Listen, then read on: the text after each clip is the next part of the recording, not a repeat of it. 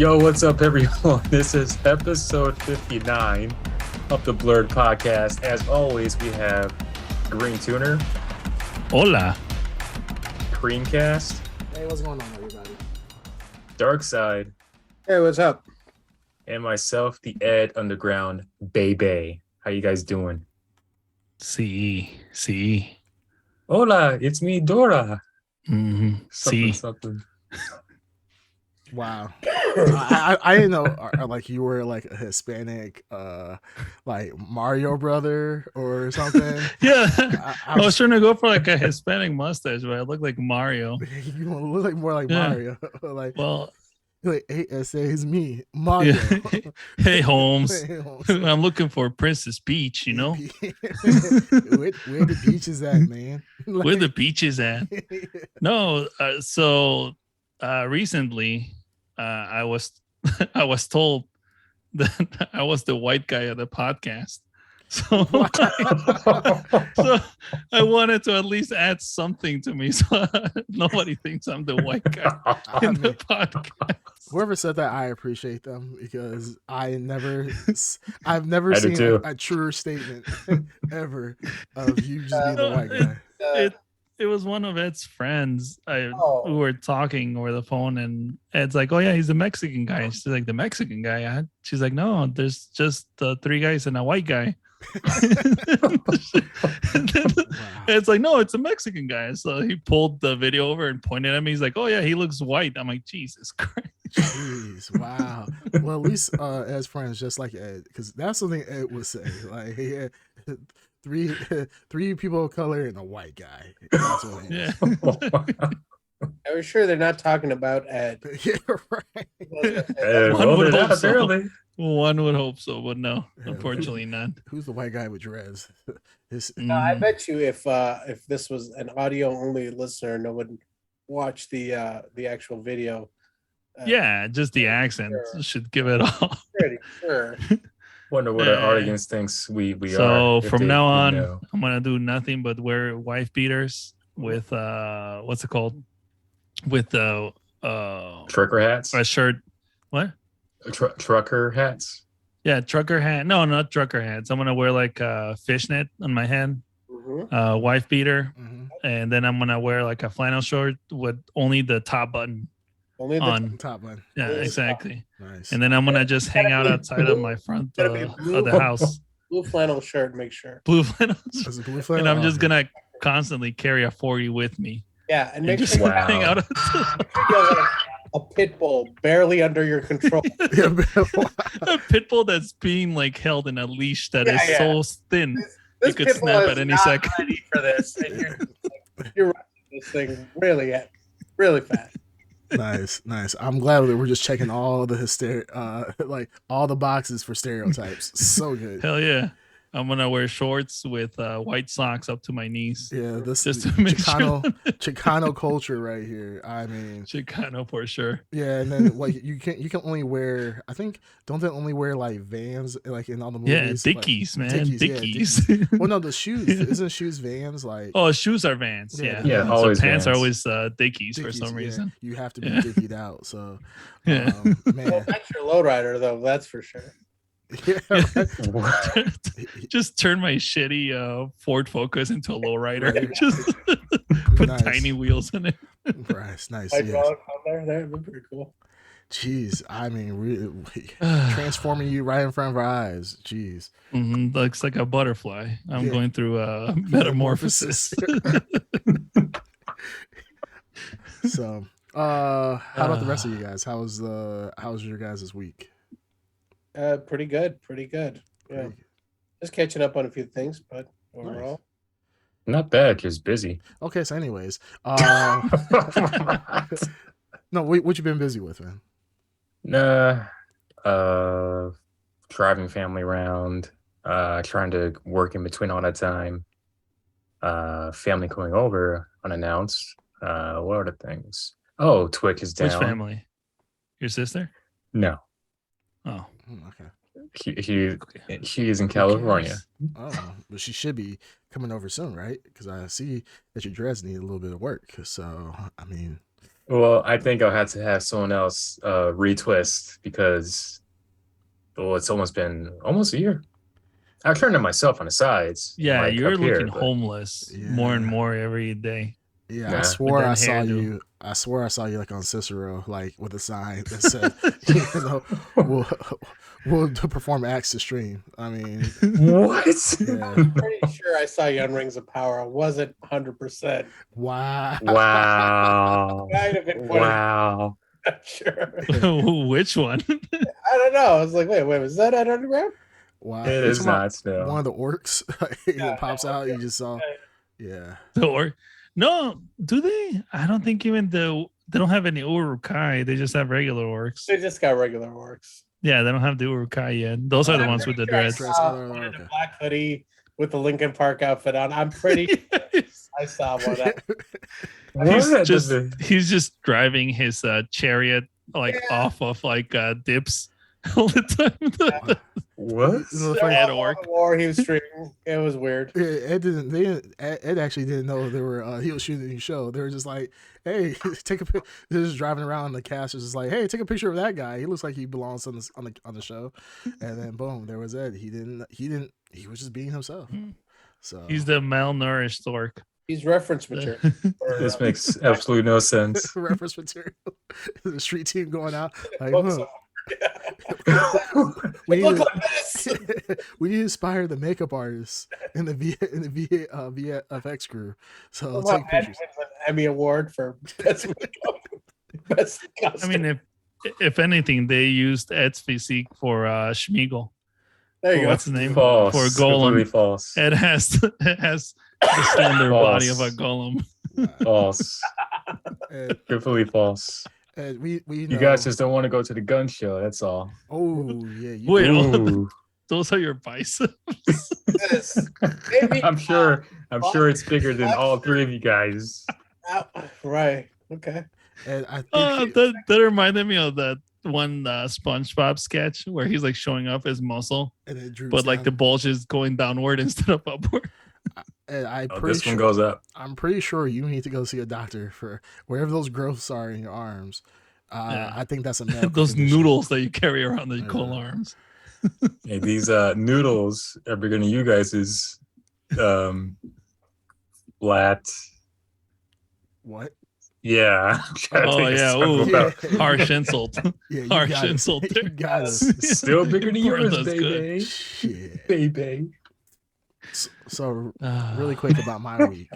Yeah. So we were supposed to watch Ring of Power and so forth, and I was putting it off till today, and some unfortunate event has happened, which is really crazy.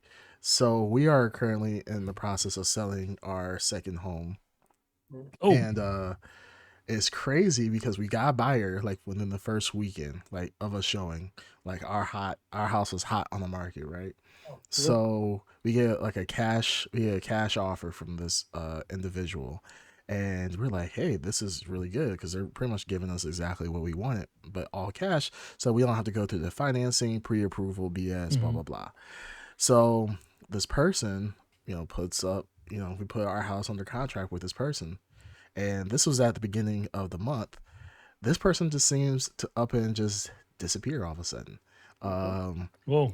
The buyer's agent was like, "Hey, we can't contact our guy anymore," and Wow. me and my wife are just kind of like, "What does that mean? You can't contact him anymore?" They're like, "Yeah, he just kind of disappeared." So they apparently did a welfare check at his house. Nothing seems out of the ordinary, but he's not there. Nobody can contact him. No one can find him. So, like we contractually, we don't have to do anything other than just sign it over to him at this point because they've done the inspection. Everything's all good. But the buyer was like, hey, can you do these like one or two things, to spruce up the house a little bit? Very, very minor stuff. You got paid though, right? Huh? You got paid? Well, no, we haven't got. So like the buyer put up a $10,000 guarantee for the house. So if he doesn't sign contractually and he voiced the contract, we get that money. So like it's kind of a weird situation. Like if the buyer just didn't want to have the house anymore and just want to forfeit the earnest money deposit, then he should just said, "Hey, I don't want to give this money anymore. I don't want the place anymore. Y'all keep my $10,000 and keep it pushing." But he's not saying anything at this point. So contractually, like we can't like sell the house or anything like that because we're in a contract with him. So like tomorrow's the last day. So this guy who's like ghosted us for like the past 2 weeks just magically shows up, he gets a very very nice condo. But if he doesn't show up, You get uh, 10. yeah, I get $10,000 for free, pretty much. That's Uh, interesting. yeah, it's just weird. So like today I went to the house and did some minor work on it. Like last weekend we went and did some stuff like staining the wood and all this other stuff, and it was just like wow, like it's just a crazy situation to be in because most people don't ever hear of the buyer just disappearing. Like like when you worry, like this guy's he's like a real estate investor too, so he's just buying up property around the area to turn into like Airbnb renting and so forth. But this guy just up and disappeared. I'm just like, that's very interesting. It's very strange. Yeah. So I've been dealing with that today. So on our end, we're done. We signed the paperwork over. So we'll see tomorrow if Mr. Buyer actually shows up. If he doesn't show up, cool. If he doesn't, Maybe if he he's does, waiting for like the dramatic last moments. I would do that. yeah, right. Like he comes He in. wants to make a dramatic entrance. I'd be all, like disheveled with the long beard. It was like I can explain. Yeah, right. I went on an adventure. It's just like I've been on an island. right. He's Tom Hanks from Castaway. Yeah, he's like, so here's Wilson. Talk to my imaginary friend. Hey, shut up. I'm going to introduce you first. So here's my best friend. And like, you know what? Just sign it, please. Just give me my money and sign it. So yeah, that's a little interesting little tidbit that's been going on with me this Rich week. get richer. Cool. Yeah, cool. Yeah. Yeah, that's true. The rich get richer. I'm sorry for selling our house. Our like Yeah. so, How so dare crazy. you prosper? Yeah, man. Sorry for trying to live the American dream. My bad. How about you spread the wealth, right? Yeah, I did Mm. spread the wealth. You know what I'm saying? Like right now we're using my very high end PC to stream. Like I'm helping you PC peasants out there. That's why we have such great stream quality. It's because of me and the hard work I put in. Better. I gotta say, there's something speedier about all this. Yeah, it's almost like somebody has actual like fiber, internet and has a good PC. It's not my fault fiber's not in my area. Yeah, there's fiber 100% in your area. 100%. It's not in my area though. It's in your area, man. You just gotta, expand yourself. Oh, I definitely looked. Okay. Definitely looked. Yeah. Even look for Elon Musk's internet service. Starlink. Enough with Elon Musk. I know, like Ed is like deep throating Elon Musk. The heck no! This is I'm just saying. No, look, that Tesla, great. Car companies doing great. Everything else he says, it's just a bunch of hot air. I'm not saying it Remember isn't. the boring tunnels? The or boring whatever? tunnel, yeah. Yeah, I was actually looking it up. It's horrific. They have traffic jams all the time. Yeah, like the one thing that was meant to. And there's no infrastructure to help it. Same thing with like the space program thing. They keep pushing it back. He overpromises too much. He does. I wasn't a fan of Elon Musk until the model. Was it the Model X with the doors? He's Model Y. like he's not like that one. He's the You talking about the mouth doors of the that company, go up? right? Yeah, they go up. That's the Model Yeah. Y. No, that's a new Oh. one. Oh, that's X. I'm sorry. Yeah, you're 100% right. Yeah, It is it's X. I'm Oh, thinking. yeah. Yeah. But Do you know it that's- spells sexy? He's just a what? Do you know like if you take all the models, is Model S, Oh god, X, yeah. Wow. Y, yeah, Sexy 3. and then 3. Yeah, S E with a 3, X Y, Yeah. sexy. Oh, okay. This is Sexy, yeah. pretty slick. It's not slick. A little bit. Ed's like creaming his pants right now. Like, No. oh my god, Jeez. he's like, Elon Musk Look. is such a genius. No, I Yeah, wasn't no like a kidding. fan of anything that he really has done except for the Model X and the Model 3. Like those are the only. I don't even like the previous one before Model X. The Model sedan. S. Yeah, I don't like the Model S. Wait, Um, so you like the Model 3 over whatever. the Model S? Yeah, I do. I like the Model 3 over the Model S, and definitely the Model X over the Model. S, and M3. Interesting. Okay, so which one do you own? One day, the Model 3. How about that? Okay. Okay. All I Nice. said was that I Nice. like those models, and I'm not a big fan of Elon Musk until he made Yeah, the but Model remember they're X. criticizing like, I don't know, between the 3 and the X. Well, Yeah. no, I'm just saying I don't like a lot of It's like me luxury cars. going like, I don't know, I really like the Lamborghini Gallardo, but something tells me the Bugatti is a better option. Well, honestly, it's like, I who like. cares? I'll never get to put. That's my not true. ass in Well, any no, one there's of got to those. be cars you like that you don't own or will never own. I mean, there's Exactly. only a few. That's- I'm not a big fan of luxury cars, but I mean, that's one of the few. I have to give Ed. I actually have to agree with Ed. You can still like something or dislike something and not be able to afford it. Like, I mean, for me personally, like let's talk about Ferrari. Like Ferrari, like the Portofino, right? Don't like it. It's for Ferrari enthusiasts. The Portofino, California are not like real. Oh, is it Portofino? I think it's the Portofino. Yeah, because Portofino is the successor of the California. Like people think that like the Portofino in California are not real Ferraris. So some people, most people that don't like Ferrari or people that will never own a Ferrari have that opinion. That's perfectly fine. So with Ed not, being down for the Model S, but he likes the Model 3 and the Model Y, that's fair. I Model really X. The X. I got nothing against people appreciating cars.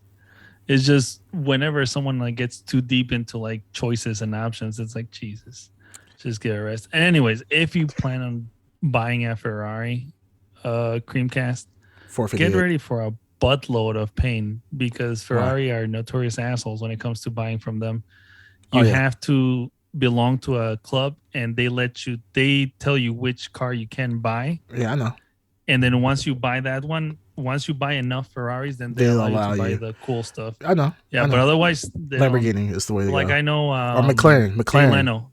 That's the reason why Jay Leno doesn't buy Ferraris, because he said that it was just bullshit that they tried to get him to buy a car he didn't want. Right. So he ended up just going with the competition. He ended up going with McLaren and then all those other guys. The McLarens are by far like you can just pretty much go in there. If you got the money, you can buy one. And I know that Lamborghini and McLaren are more accessible to people than a Ferrari. And I've heard about the games and so forth that they play and trying to get you to buy other Ferraris. Like you couldn't even get on the wait list to like get an Enzo or something like that. Oh yeah, unless you had to be like the top tier to be on the list, not just on the list. Yeah, just to be on the list. You had to already have like 10 Ferraris or something like that. Something crazy just to be on the list. So no, I get that. And for me, if I ever got a supercar, to be honest with you, I would not get a Ferrari. Ferrari is probably not one I would get. I would probably get a Porsche. Or beautiful. Yeah, I'll do a Porsche or Aston Martin. Which one? I'll probably do GT Spider. 911. I was gonna Spider. I was gonna say Good either choice. 918. I like 918s. Or a GT Spider. Like this is I'm talking about real supercar money. Like not like not the entry level Porsche. Yeah, entry level. Yeah, or get like a Cayenne. Like I like one of my favorite not Ferraris, Porsches is damn, now the name just Panamera. I used to bust nuts at Panamera all the time. Like literally just be on Motor Trend, like Panamera. Like that's kind of like my dream car as a kid. And I've upgraded in taste. Before I wanted a Mitsubishi 3000 GT VR4 1999. But they don't make those anymore. But that was like my dream car growing up, and now it's the Panamera. The dream car that I had, like Porsche wise, when I was growing up, obviously was the Porsche Carrera GT. Yes. But mainly too because it was basically like a death trap. I mean, not to get dark, but that's the car that Paul Walker died in. Wow. Yeah. Because I remember in Top Gear, when they were driving the car, he said basically it's like you're trying to ride a bull because it's ridiculously super powered Porsche. No ABS, no computers or anything. It's just you and the car. Right. So if you don't know what you're doing, you're dying basically. Yeah, pretty much. I can see that. Yeah. Like But it's a gorgeous car though. Yeah, I just want, like, honestly, I just want like a high end. I would get a high end Porsche, but if I couldn't get that, I would be happy with a Panamera. Like I said, Panamera was easily one of my favorite cars of all time. Like it's just because it's a Porsche, but it actually has utility. So like with it's not like a sporty car where you can only take it to.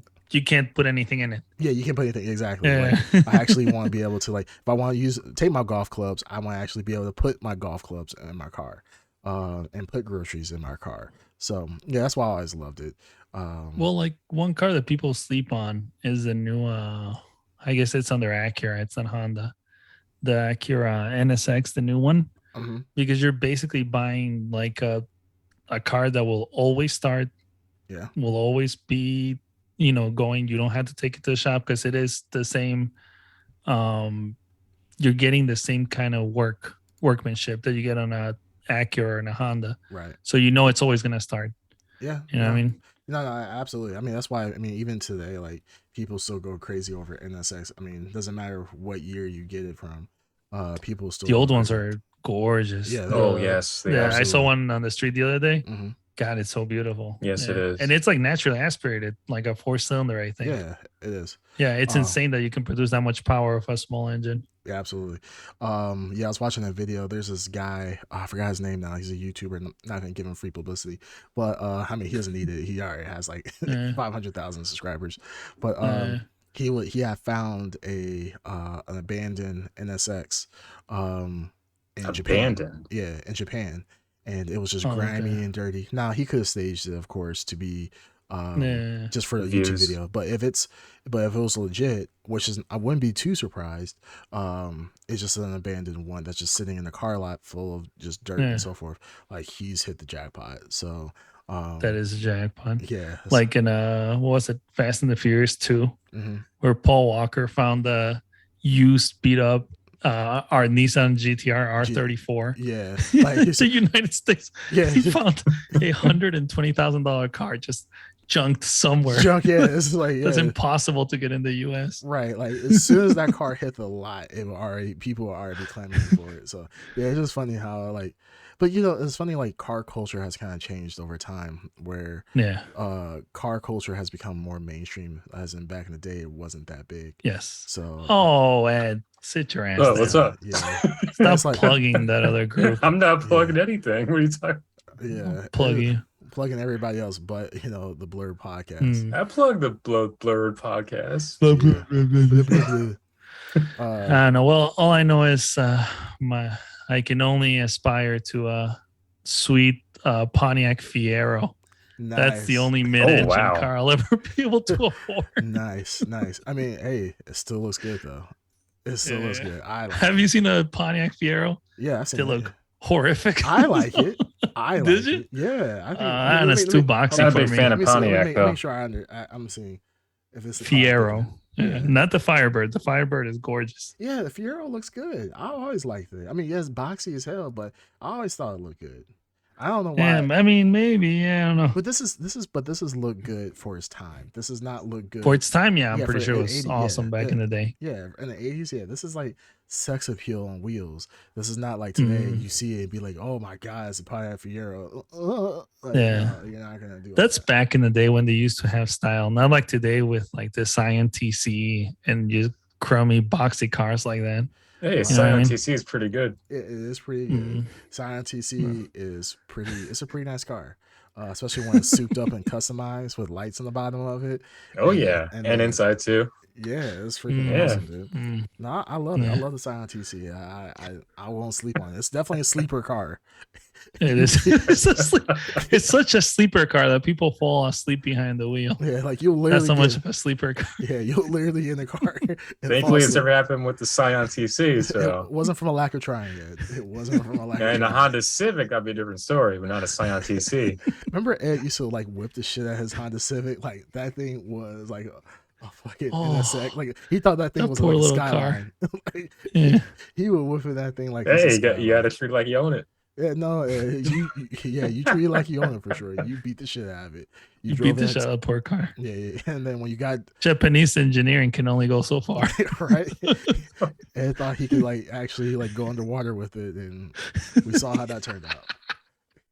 It's like the sweet Japanese, they know how to do two things. Actually, no, I'm not gonna say that. I was about to go way too far. Oh no! I was about to go way too far. Are you about to go into a tsunami, Joe?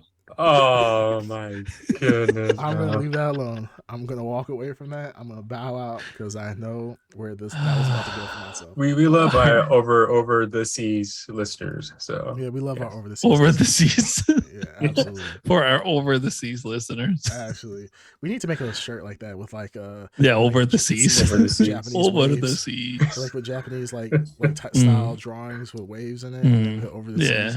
Yeah, that would be from our kanji expert Ed. Yeah. So kanji Ed is when it comes to Japanese culture and writing and everything else and reading, like Ed is by none the best.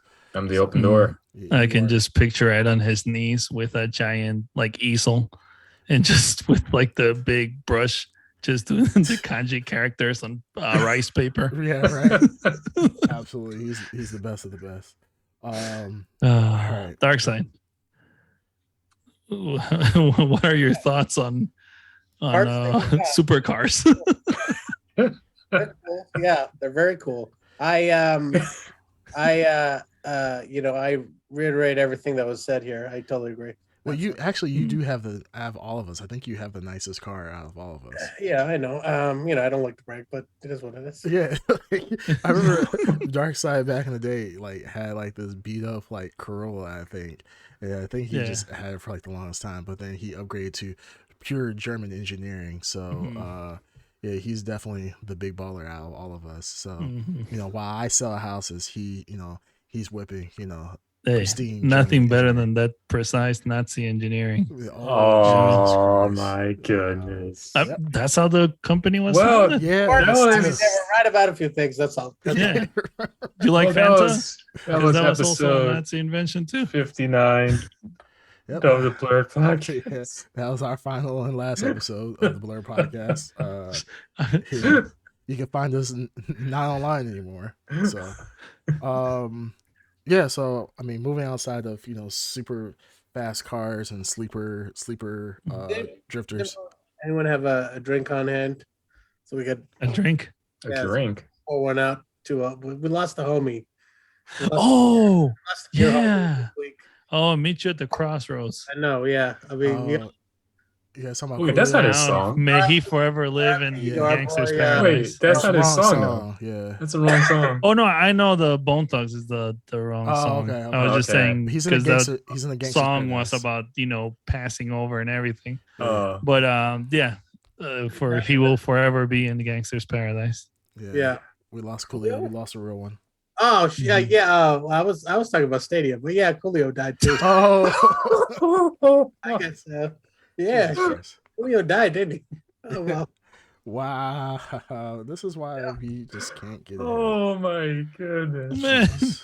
Oh my goodness, his little curls aren't even 6 feet deep yet, and you're already making these jokes. Wow, way too soon. The little things. Yeah, jeez. Too soon. Oh, I used to love Coolio though back in the day. I did too. Yeah. Wow, you just made my unlike some people. Yeah. Well, okay, so we did hear Dark Side. If you want to talk about that, our most beloved game streaming platform of all time. Stadia no longer with us. Google's the dream that was. No, it's still active, right? It's just going to be shut down. It's just 2023. It's joining its brothers and sisters in Google's graveyard of ideas that it launches. Didn't see that coming at all. Yeah, a lot of people at all. But that's not. I mean, they tried it. Yeah, I mean they tried it, and then here's the thing: they're still trying. Yeah, it's gonna. That's the way it'll be, and eventually. Yeah, eventually. It's just like I said, it's too early. A lot of these things are too early. It's too early, and I think people just don't have the capabilities of streaming games on demand. I was just about to say that the infrastructure is just not there yet. The infrastructure is horrible in the US.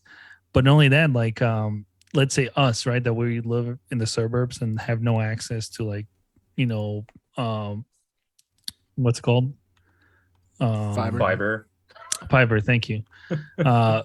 We all have data caps on cable and everything. Yeah. One of the complaints I was hearing about Stadia was that people that were playing it, they were just burning through their data caps in no time, just streaming the game because it was like a huge, load onto their internet. So eventually, once everyone has unlimited quick access to internet, maybe that's when it will be big to stream games. Yeah. Yeah, I So mean, for a right. lack of innovation, I think the innovation is there. It's just like you said, the infrastructure to get that technology out to everyone. Because like the idea of Stadia is outstanding. Like you turned your browser into the console. You know what I mean? Yeah. Like Stadia is truly like the you know the way we'll play games. You know what I mean? However this works out, it's like however that Yeah, eventually pans out. I So yeah, because will. you'll be able Well, to play it literally anywhere that you have access to the internet. You yeah, don't need to log any around an browser Xbox or a device. Yeah, PlayStation or something. I will say Yeah. this though. Stadia, for its lack or not lack, for its low lag playing the game, it was actually pretty good. It's better than Xbox. What is it called? Oh yeah, Xbox has that also, the Yeah, instant play or whatever. cloud Cloud, something, cloud Yeah, play or cloud gaming. cloud Yeah. something like play, that. cloud Yeah. gaming. So I actually did. I don't own Stadia, but I did play on Stadia, and I do own the Xbox Ultimate Game Pass thing. I played Yeah, on both, and it is faster than Game Pass. I did notice less lag on Stadia than I did Game Pass. Now there's still lag there, Mm-hmm. but it's less. but But they can compensate eventually for it. yeah, Has anyone tried Luna? I didn't No. hear about Luna till like No. later. I only heard Amazon. about it because I have a Fire Stick, and one of the, they push Luna every now and then.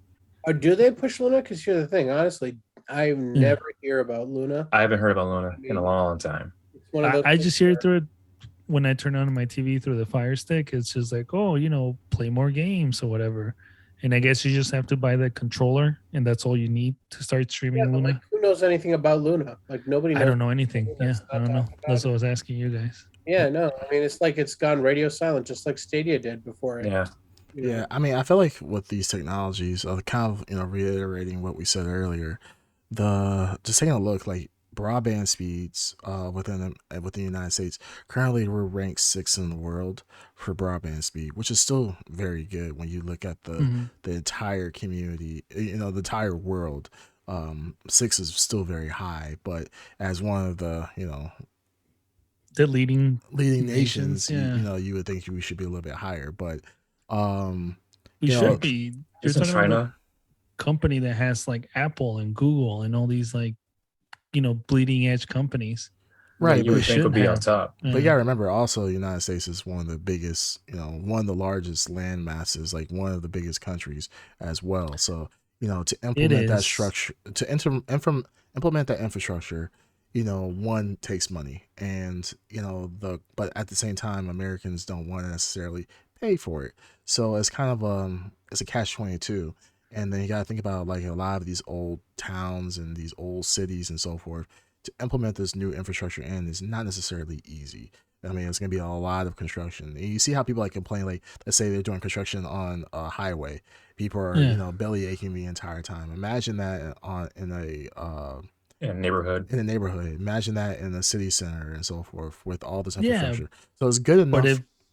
if they don't start, we're just delaying. You know what I mean? Yeah, I mean, They can at least start, even if it takes long, but at least do something instead of just having to rely on old cable lines. Well, I well, think some has started like with fiber. Like I don't have fiber in my area, but I did notice some pop up like billboard ads, um, saying that AT&T fiber is going to be in the area that I'm passing by, but it's not in my area. well, But but the thing is, another thing we need to also think about, and this is just from an infrastructure standpoint, just because you have faster speed does not mean that you are going to be connected any faster either.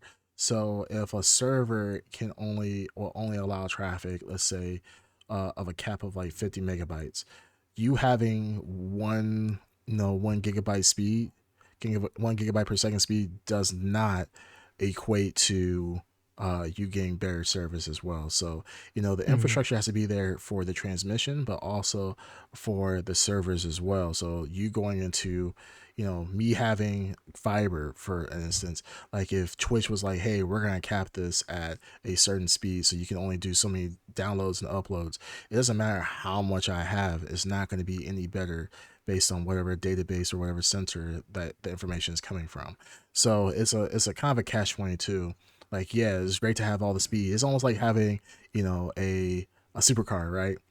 You have a supercar or a car that can go really fast. You have a car that can go really fast, but if the speed limit is you're only driving 30 miles an hour because you're in a city center where you can't actually drive that fast. It's like then you just have that for show, and that's the same thing for like having fiber. Yeah, it's great to show people like, oh, look at my speed test. Yeah, like big dick energy over here. But then if I can't actually use it, then what's the point? So, but you have the option and you're already future proofed. When we're talking about places that just have cable and just have like DSL lines, you're not really future proof, then you don't have the option to do anything else. You know what I mean? Yes, I am living in the future compared to you peasants. That is true. You are. So the future is shoes. Well, I'm just saying because people have been saying like China is like really ramping up their infrastructure when it comes to internet. Oh yeah, like they say the speeds over there are getting ridiculous now. Yeah, it has been for a while. But the thing is that sure, China has been building up their infrastructure, but then you look at the rest of China and their buildings are literally falling apart. They have, they have entire cities that are abandoned. So those I already know why. That's more of a money issue, right? The thing is they're trying to suppress the value of their money, and they need to do something with all the money they have. So they're literally just building cities for the sake of spending the money. Right. Like those cities that they're building are not meant for people to live in. They're literally building ghost cities just in order to be able to move the money. Well, not even that. But they like don't have if you to. look at the population like Hong Kong is extremely dense. So it's like, yeah, you can have infrastructure in a specified area, which is really, really good. But getting that same infrastructure all across the entire country is a feat in of itself. So it is. And so obviously it's not easy, but right. If there's a will, there's a way. No, absolutely, and that's it's a catch-22. There's a lot that goes into that. So, like with Stadia failing, we're just not ready. It's just being honest. Like we're not ready. Like when you look at, I know we keep going back to cars, but like you go to like hydrogen, right?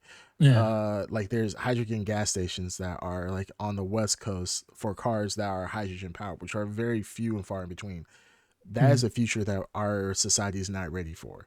That should have been the future. That should have been the future. And also with like the electric car, you can still, that's why people still have range anxiety, because our infrastructure has not been built up to actually replace regular gas stations. And so like, even though all like, our like the battery technology is ancient too. You said what? Like battery technology is not that good. Yeah, it's not. So it's like, we still, we still haven't gotten to the point where, we can do compact batteries and, have 500 to 1,000 mile range, which should be feasible. It's definitely feasible, but on a large commercial scale, it's not there. So hopefully Stadia, I hope Stadia becomes the future, just like how the Dreamcast and the Sega Saturn were the future. They were just early. And they were early, but you need those. You need the Dreamcast. You need Stadia. You need someone to open the door. And almost always the people that pioneer it fail. Yeah. But the ones that come behind it are the ones that reap the benefits, like MySpace. Remember? Yeah. Forefront failed. Facebook came right after and was able to benefit. Absolutely. And that always happens with all these other programs and services. Unfortunately, Stadia, Forefront, it's gonna fail, but hopefully that will open the door to people just getting better at having streaming services. Well, my take on I think why Stadia failed is because a lot of the games that were offered, they were either old games that already are on other platforms, or just nothing appealing, nothing new. Like several games on Stadia was already on Xbox and PlayStation, so it didn't make any sense actually buy another game that you already own on Stadia just to play it, and then you can't transfer your data. So I think that was a But big problem. it could go to like a subscription model, like Xbox has, where Xbox, the majority of the Xbox Game Pass games are old games, but it's because you're on a subscription model, so people don't really, care that you have a selection of old games. I think it was a subscription model. Mm.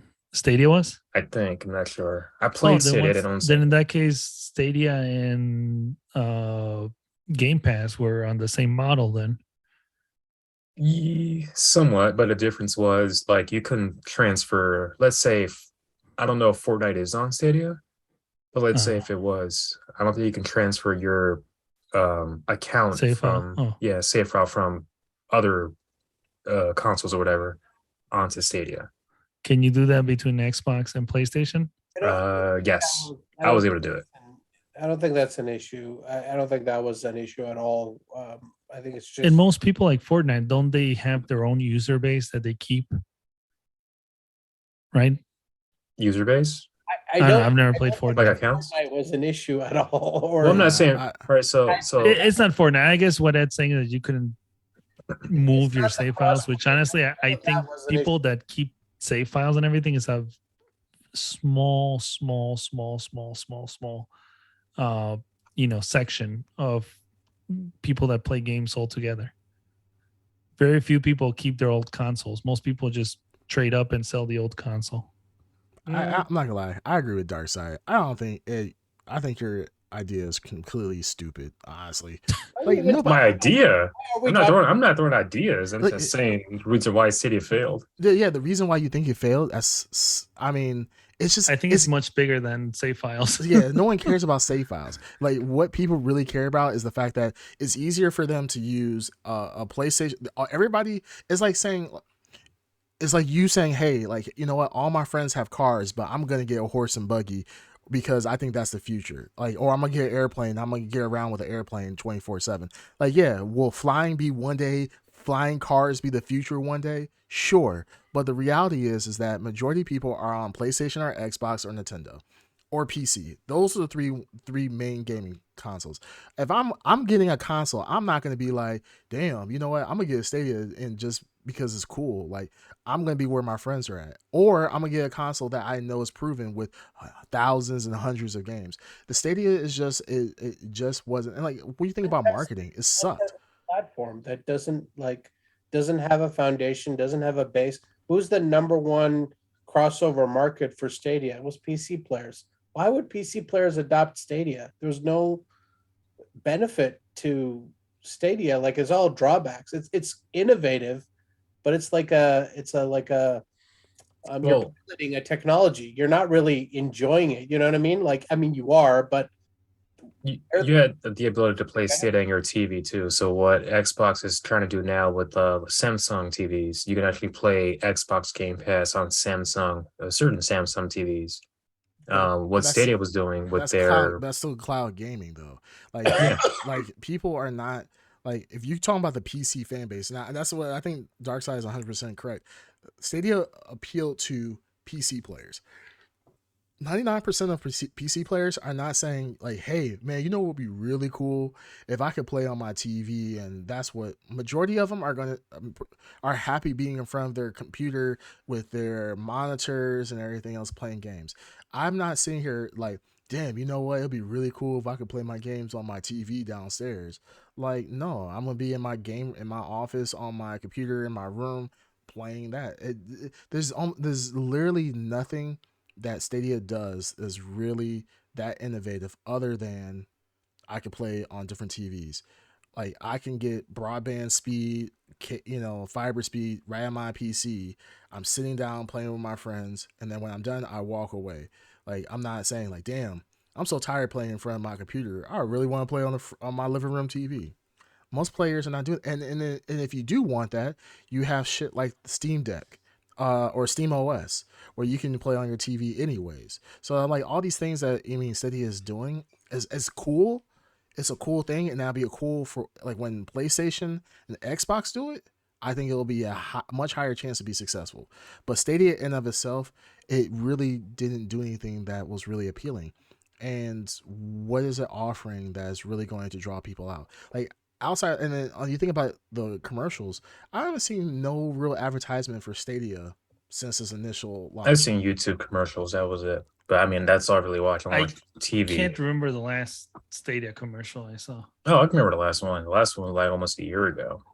But that's what I'm saying. Mine had, yeah. But like, I mean, when's the last time you heard of a PlayStation commercial? You see that shit all the damn time. Same thing for Xbox. So Stadia is just, it was a flop. There's nothing wrong with that. Like, hey, well, I mean, it sucks that it's a flop, but at the end of the day, like, Stadia was a flop, but I can absolutely guarantee you Google will try this again at a later point. Yeah.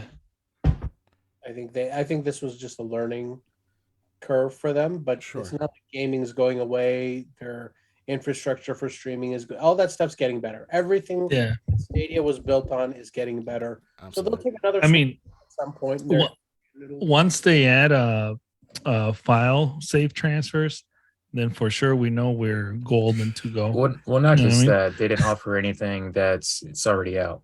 Like there is nothing new. What? He's making fun of you. That's what he'll say. Oh my god. He was mocking you about the process. Well, it's like, yeah. He's like, yeah, that's a good point. That's a good point. Like, man, I'm gonna go to Google and talk to him about this. Well, there was a lot of games on there that were already out for like almost a year, and then it makes no sense actually. Okay, get Stadia and then buy the same game you already own, and then even if you did buy the same game you already own, you can't transfer your files. But I thought you said it was a subscription model. I think it was. I'm not sure. So why do you have to buy a game on a subscription model? You have to buy games on Stadia. So wait, what's the point? Didn't they have a studio that was making games? They had one, but no games came out. Yeah, the studio I think got dissolved, and then they made it into a bigger studio. I think they had smaller studios. They combined it into one major studio, and then it turned to shit afterwards. So yeah, Stadia is what it is. It's a flop. Like Darkside said, I mean, Google's making hand over fist with money. So I mean, this failure, they'll come back to it. It might not be next year, it might be a couple years, but they'll come back eventually. They tested the waters. Tested the waters, and like I said, once Microsoft and Sony take off on this, especially like like we were talking about like with like in the past, like this current generation, like people were really scared because they were going to do a no disc version on the Xbox and the PlayStation 5, and people went up in arms about it. Some of the player base loved it, some of the player base didn't. So the player base that didn't love it, I mean you have to remember that is still a potential audience that you can lose by trying to go too fast. You gotta slowly build people to it. So with the disc only or the non-disc version of the PS5, and then for the Series X, I forgot what it was. S. Series S. Those are a success for a lot of people, and a lot of people are very happy with that. You guys slowly build people to that. So once you get to a point where discs are not a big thing anymore, for a lot of people, for a majority of your consumer base, then I think Stadia and these platforms become a little bit more viable. But once again, like coming in and trying to change the game is not going to work. Like you have your iPhones that can do that, and like Apple comes in and gives you a full screen instead of a QWERTY keyboard. That it can change the game. But then you have stuff like this that doesn't. So we'll see what happens. Hopefully Google doesn't go the way of Sega and just completely just shits the bed and gets out of the console game altogether. Hopefully in a couple years they'll get back into it, see what they did wrong, and give us another product that can be potentially successful. Yeah, for sure. Yeah.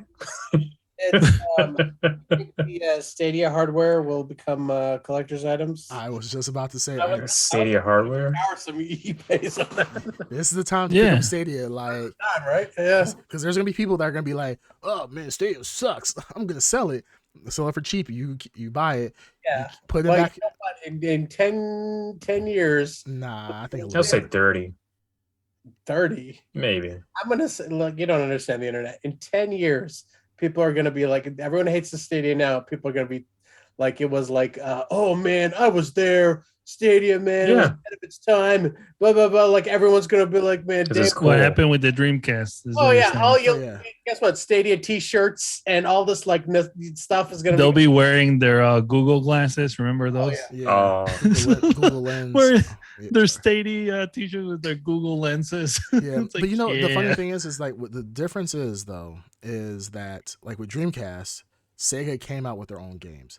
Google, I can't think of any game that Google's came out that was a Stadia exclusive. So ultimately, if you get Stadia, you're just gonna be playing the same game that you can play on another console. So that's plastic. You're just buying a brick. Yeah, you're playing a brick right now. You're like, I wouldn't even do anything. Yeah, you're gonna see like the thing that's shutting off the surface. So when you turn it on, I mean, is it going to be like you see a boot up screen and then that's it? Like that's all you're gonna see. So I don't know how far. I've never played with the Stadia personally, so I don't know personally like what the boot up sequence looks like or anything of the sort. So like you might buy it and literally just be a collector's item. Like at least like with a Virtual Boy. That's what it's going to be. It's just going to be a collector's item. Yeah, like a Virtual Does anyone here own an Ouya? No. Okay. Well, none of us have gotten. I don't think any of us buying a Stadia when they were launching it. That was very close to. Were you? Yeah, there was a bundle I was thinking of getting. Oh, you should have bought it just for the shits and giggles. Like a Black Friday bundle for it. That was really like. Is it Ouya? Isn't that virtual reality? I thought that was VR. No. Throwback. It's a console. Jeez. Yeah, it's for indie games, I think mainly. Yeah, I think it was like Kickstarter or something, but people made such a big deal about it. Yeah, how I feel. And same thing, it crashed and burned. How I feel about Ouya now, which is really like rose-colored. Nostalgic.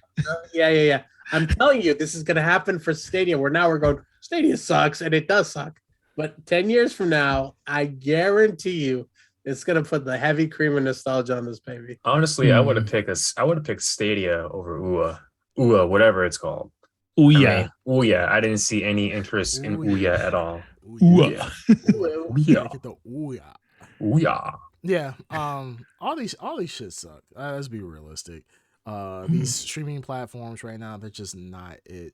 Like I get, and the thing is, it makes 100% sense. Like when you think about, in our generation, we've gone from Blockbuster to disc subscription from Netflix to now streaming platforms. Streaming. Like it makes sense why gaming has gone to streaming as well.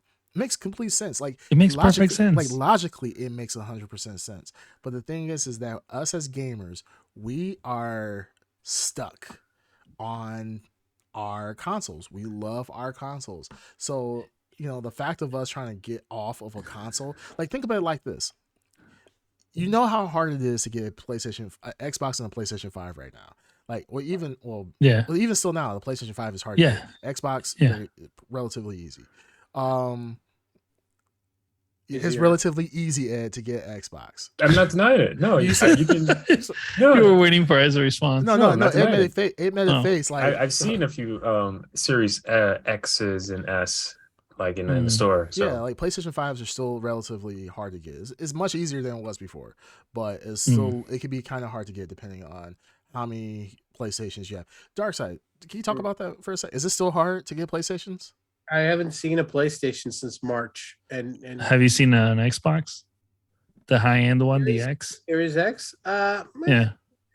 I'm not gonna for the sake of the joke say that it's they're sitting around, but the Series S is not going anywhere. I have tons of Series S's where I work, but the Series X, it comes more often than you ever see a PlayStation. But it still sells. I'm saying it sells.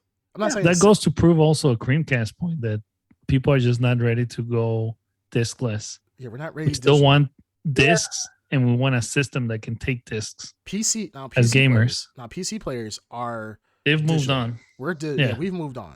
But for the console player, they are not ready to move on just yet. And I think that's mainly because we've gotten burned too many times by. Specifically Nintendo removals, man. Well, Nintendo is cultural too. It's cultural as well. Yes, people want physical things in their hand. People want things. They want to sit in front of your big screen TV. It's traditional. It's the way we, it's the way we traditionally entertain ourselves. You know what I mean? Right. So there's tradition tied to that. And even Steam tried to walk back into the console space for a while when they'd. Oh yeah, before the Steam Deck. What was Yeah. the previous one called? Steam Machine? Steam box. Steam Box? Steam boxes, Something like that. Steam it was Box, just the right? idea that anyone could third party produce it. Yeah. That was the only downside, I think, to it. They just gave them freedom to do whatever. So there was no quality control across the board. I like the idea of that though. Like, I mean the quality control comes from the manufacturer. Like you can go to a manufacturer you trust and there'll be ones you don't. So like, but that's for savvy people, like but non-savvy people can buy crap and not know it. Well, the problem is comes down to. Well, it also goes down to like consoles are fairly cheaper when it comes to like PCs, and it's more accessible to buy a console than it is to buy a PC or even build a PC. Yeah, I think the Steam boxes were really steep price wise. They weren't steep. Like it wasn't like thousands of dollars. It was still cheap. I think it's price point is customizable with Steam box. Yeah. So the thing is, it is down and everything. But just like a regular Steam box, you'd be looking at least $600 for a Steam box. But the thing if I remember correctly, but the thing compared to a $400 console. But I mean, let's address what ultimately between Stadia and Steam. The Steam, I forgot what it's called. It's not Steam Box though. It's called something else. But, Steam Deck? No, I think it's Steam Machine, to be honest. Yeah, I forgot what. But maybe I'm wrong. Steam Machine or Steam Box? I thought it was. Well, either way, Steam Deck. We know that's the handheld Cleveland one. Steamer. I think is what it's called. Shut the fuck up. But the Steam has so many games already contributing to its library. Like my Steam right now, I have 600 plus games. Just gonna ask you, how many games do you own? I have like 600 games. Like I could actually. How many have you played? Probably like 40. And out of those 40, how many have you played to completion? Probably like 20. Oh, yeah, that's how everyone does it too. Like, I haven't checked my Steam in forever, but saying I have like probably 80 games, not as much as you. And out of those 80 games, I think I've only played like 40. I can actually. Let me take a look. I could take a look live right now and see how many games I have. Right now, I have. Geez, that's everybody though. It's actually worse than I thought. 814 games. I have 814 games. Holy cow! I have those 814 games. I can look to see how many I actually have installed. Hold on, give me a second. Recent activity of games that I've actually played. Recent games I played have been Dead by Daylight, Jump Force. I haven't played Dead by Daylight in months, by the way. Jump Force, just because the service ended and I wanted to buy it because you can't buy the game anymore legally. So or you can't buy it online anymore. Getting over it. Counter-Strike Source, Hades, Evolve Stage 2, Maneater, and that's the games I played recently. And then outside of that, I've been playing a lot of TFT and League of Legends. Well, not League of Legends, but TFT, Teamfight Tactics. TFT, okay. Yeah, so like I have 800 games and I'm playing the same games over and over again. Like good example, League of Legends. League of Legends has been out since what? 2009? 12? Long time. 2010. Let's say 2010. I've checked recently, and I showed my wife. I spent probably about $2,500 on that game on skins and stuff, on skins and everything else. And this is once again a person that has 800 Steam games. I have Guild Wars, World of Warcraft. I spent a lot of time, a lot of money. Ooh, World of Warcraft! You must have spent some good money on that. I've spent a lot of money on that game. I have every console that has come out outside of all the major consoles have came out. I got them all. But do you have a Gamescom or a Gamecom? Gamecom? I never heard of it. Remember was Gamecom, the Tiger handheld when they were trying to make their own Game Boy? Oh, they did the Gamecom? Yeah. Neo Geo? Yeah, you talking back in the day? No. I remember as a kid I used to watch. I had one. Yeah, it was the worst purchase of my life. Yeah, I saw them in like EB games or whatever, and I used to play them. Like, this shit's trash. Like, I got suckered by the stupid commercial as a kid, and I'm like, oh wow. It's absolute trash. Oh god, it was But so yeah, bad. like I have all these games and so forth, but I only play my 20 or so games. So What's the the Steam thing, Summer Sale, baby? You Steam Summer can't turn Sale, down a Steam Summer Oh Sale. my yeah, my goodness. wallet catches on fire. Yeah. And Steam sales, like they're not what they used to be, right? No, not way back in the Oh, day. It used back to. in the day, the summer sale. Oh my Because goodness, you would count nobody down the was days. nobody was doing what Steam was doing. Right. That sale now, Xbox game library, PlayStation, Yeah. on there. There's constantly a weekly Steam. Even Steam does it. There's no longer like the big summer sale. They'll just do sales all the time. Yep. Yeah, we Yeah. do sales all the time, right? So like that's the thing about like these other consoles, like no, like if you're going from as a gamer, as a PC gamer, going from which is the demographic probably going into a Stadia, if you're Yeah. trying to compete against Steam, you're probably going to lose because majority of my library is on Steam. Out of all the games I've owned throughout my life, I don't think all those games total up to what I have on Steam. And some of those games that I have on other consoles, I bought on Steam as well. So that's what I'm saying. Stadia, it was beyond this. It was trying to compete against a giant. That if you're trying to go get what PC players, you're screwed because, like I said, how many people are going to give up their Steam library of 800 games or so forth? And I know people that have thousands. Yeah. How many people are going to give up those games to go to a cloud-based server and play games on that? That's why Stadia failed. That's why I think it failed. So, Green Tuner was called Game.com. Game.com. Sorry. It was way ahead of its time. 1997. Game.com. Hell yeah. I had one of those bad boys. Yep. It was complete trash. yeah, It looks like it actually looks like a Game Boy Advance. Have you seen the commercial? Of course it does. Yeah. It's so 90s. I think that's Yeah. what Sucker Oh, means. all products created in the 90s have amazing commercials. yeah, Oh, yes. yeah, they did absolutely. All right, you could sell trash in the 90s and it would be It would outstanding. be gold. Yeah. Mhm. I remember playing this in, like I said, like Funko Land and so forth, and Oh yes. and it'll be like, oh man, it seemed cool, really, really cool. But if you had Game Boy, then there's no point. And like my cousins back in the day had Bandito Mac. He had I think he had a Neo Geo. Like one of my cousins had a Neo Geo, or not Neo Geo. It was something like Neo Geo. No, there That was was like what everybody wanted, but it was too expensive. I forgot the name of the system. Yeah, no, it wasn't Neo Geo. It was a Lynx. Lynx. Okay. Atari. Yeah, it was. Did Atari. anyone Atari ever Lynx. hear or own a Nomad? No, the Sega one. I knew it and I played with the Nomad for a while. I So- never owned one. Yeah. A Nomad is literally you can play any Sega Genesis console game.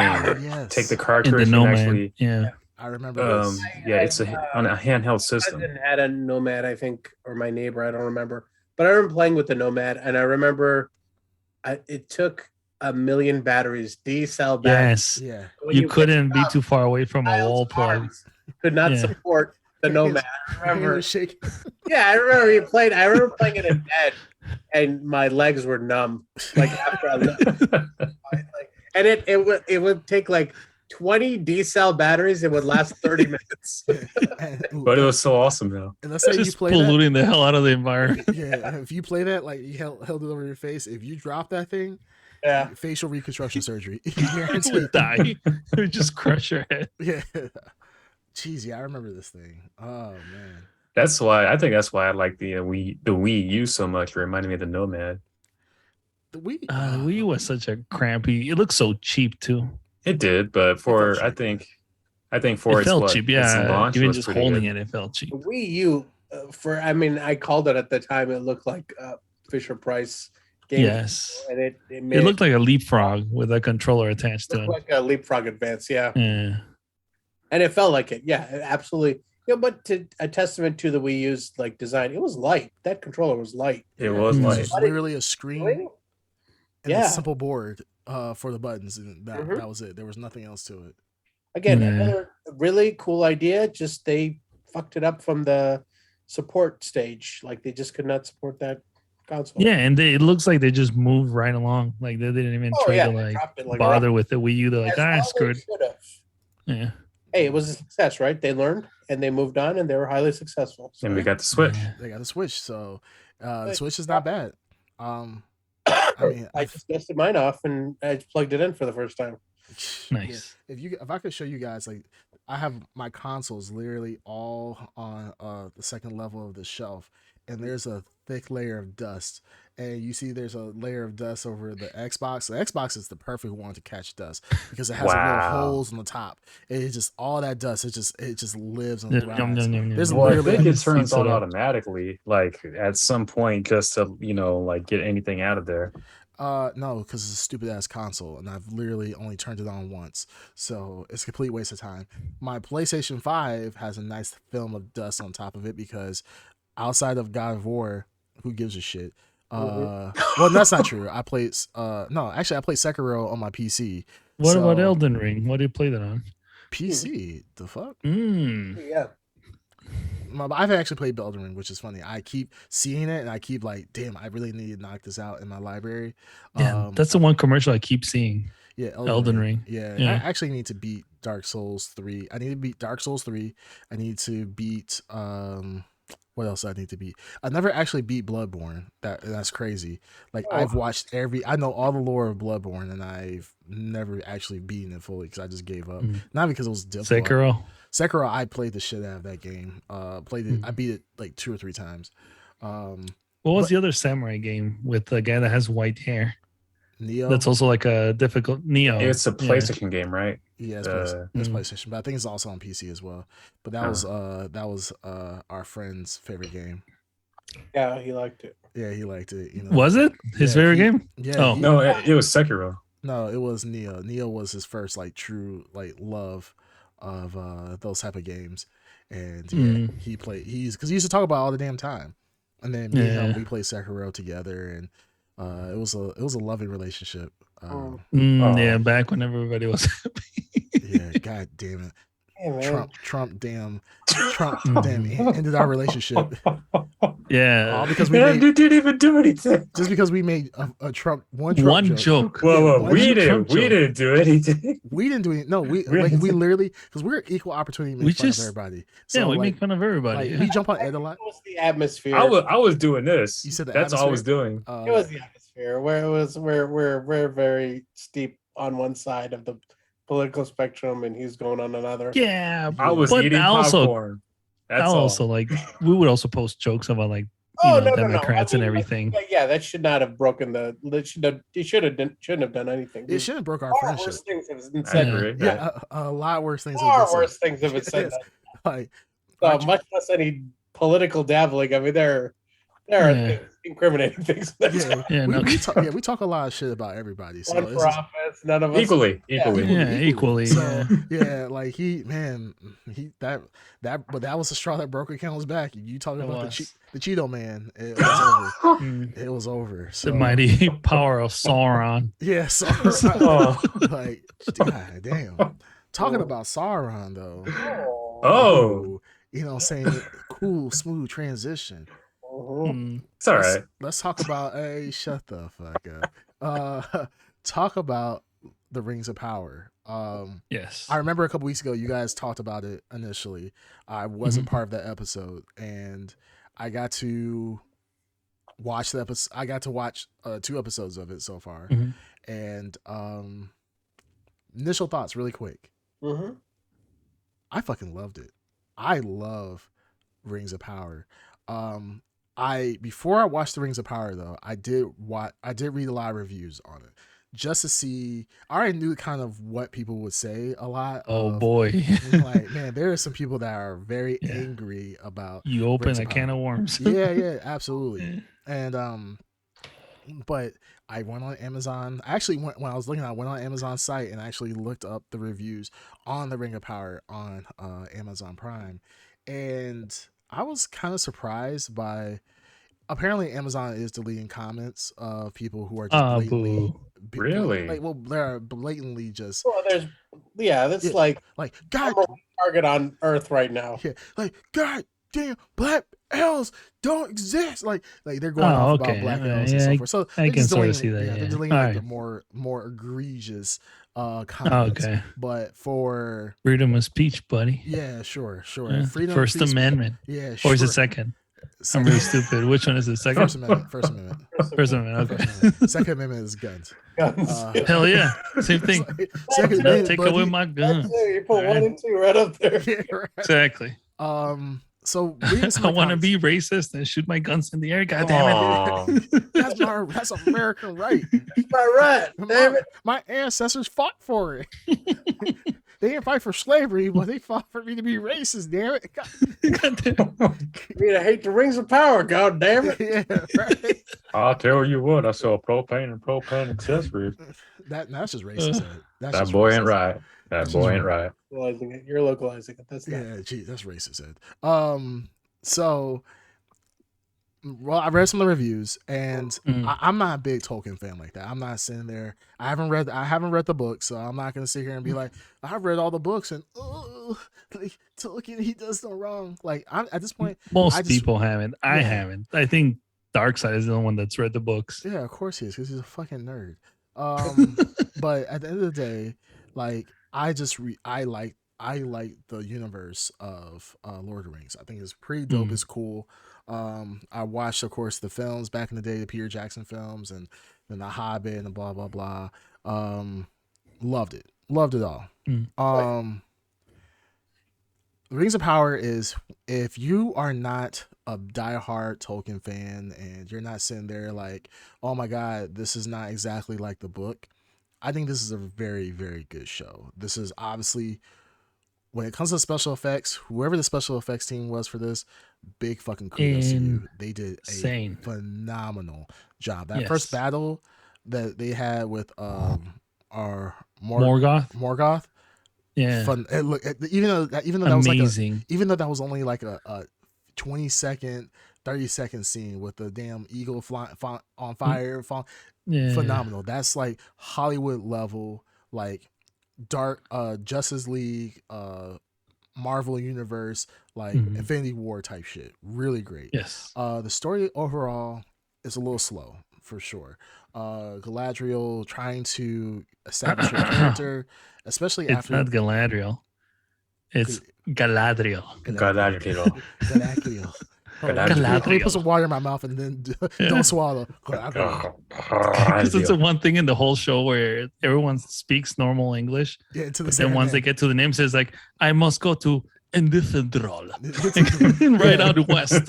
Like, even like the black people, I'm like, God damn, like, just say how you normally would say it. Say like, yeah, I'm going to over there to the elven ring of Benacial. Like, they'd be like, exactly. I'm about to go to Cicero. Yeah. So I was talking to Ragul. I'm like, God damn.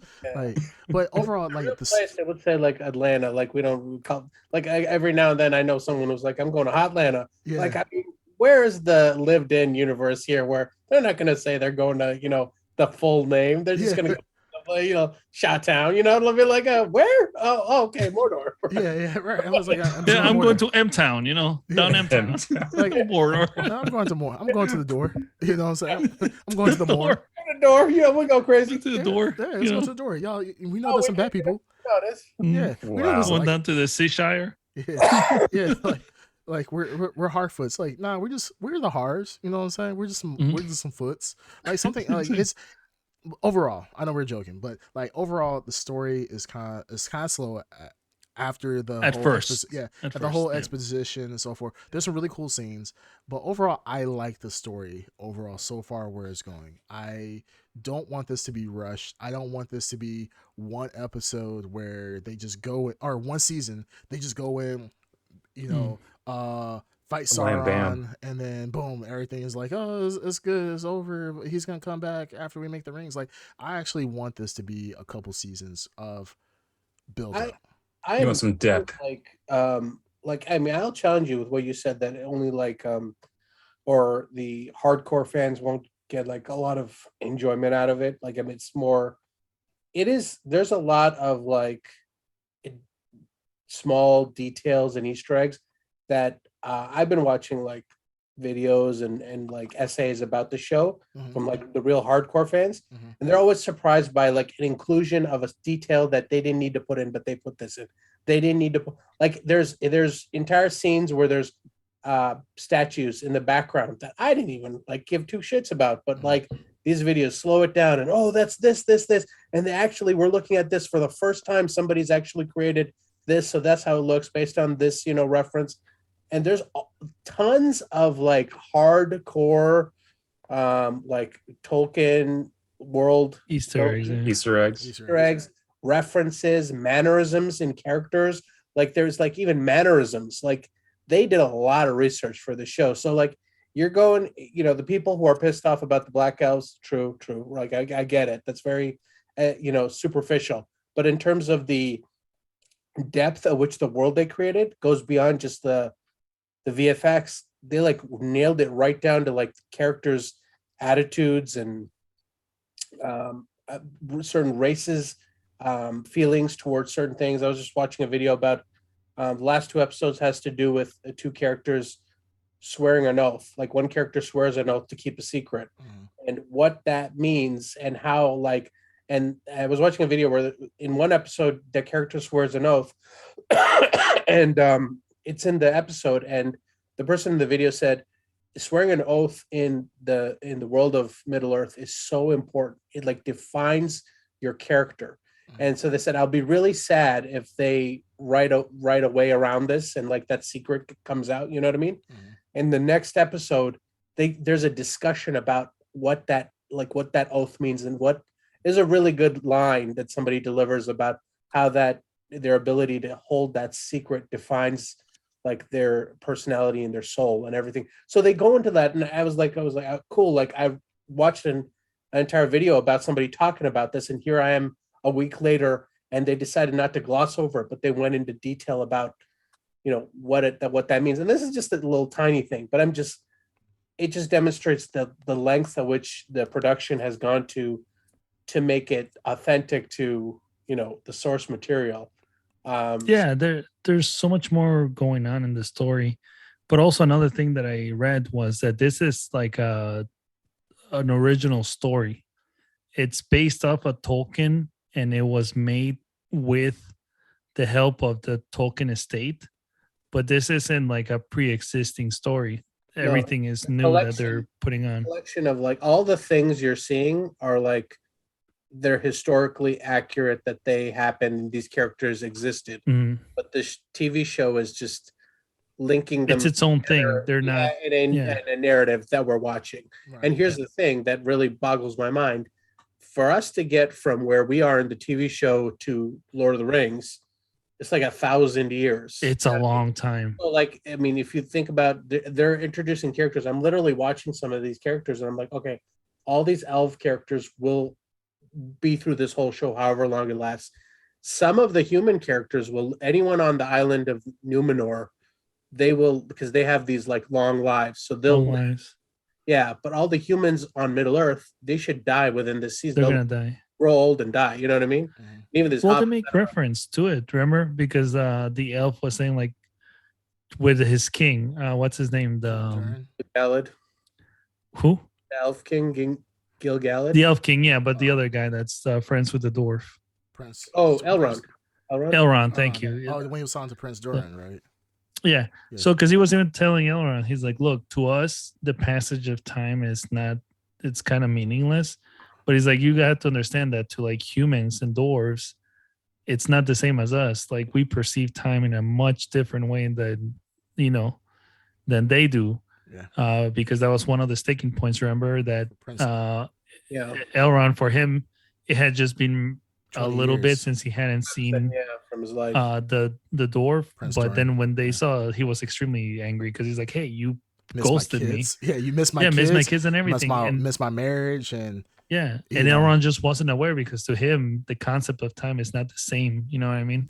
Yeah, they're mortal. It was cool as hell. Right? So, I mean, for them, go ahead.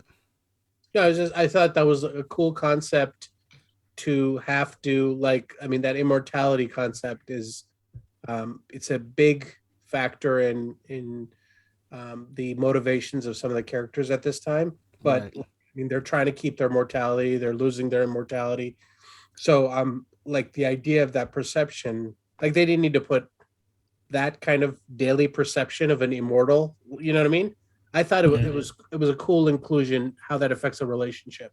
Yeah, and I like they and the thing is they go over it in so many different ways of the Galadriel, Galadriel, Galadriel. Galadriel, Lagio. how she talks about how her grief is eternal, pretty much.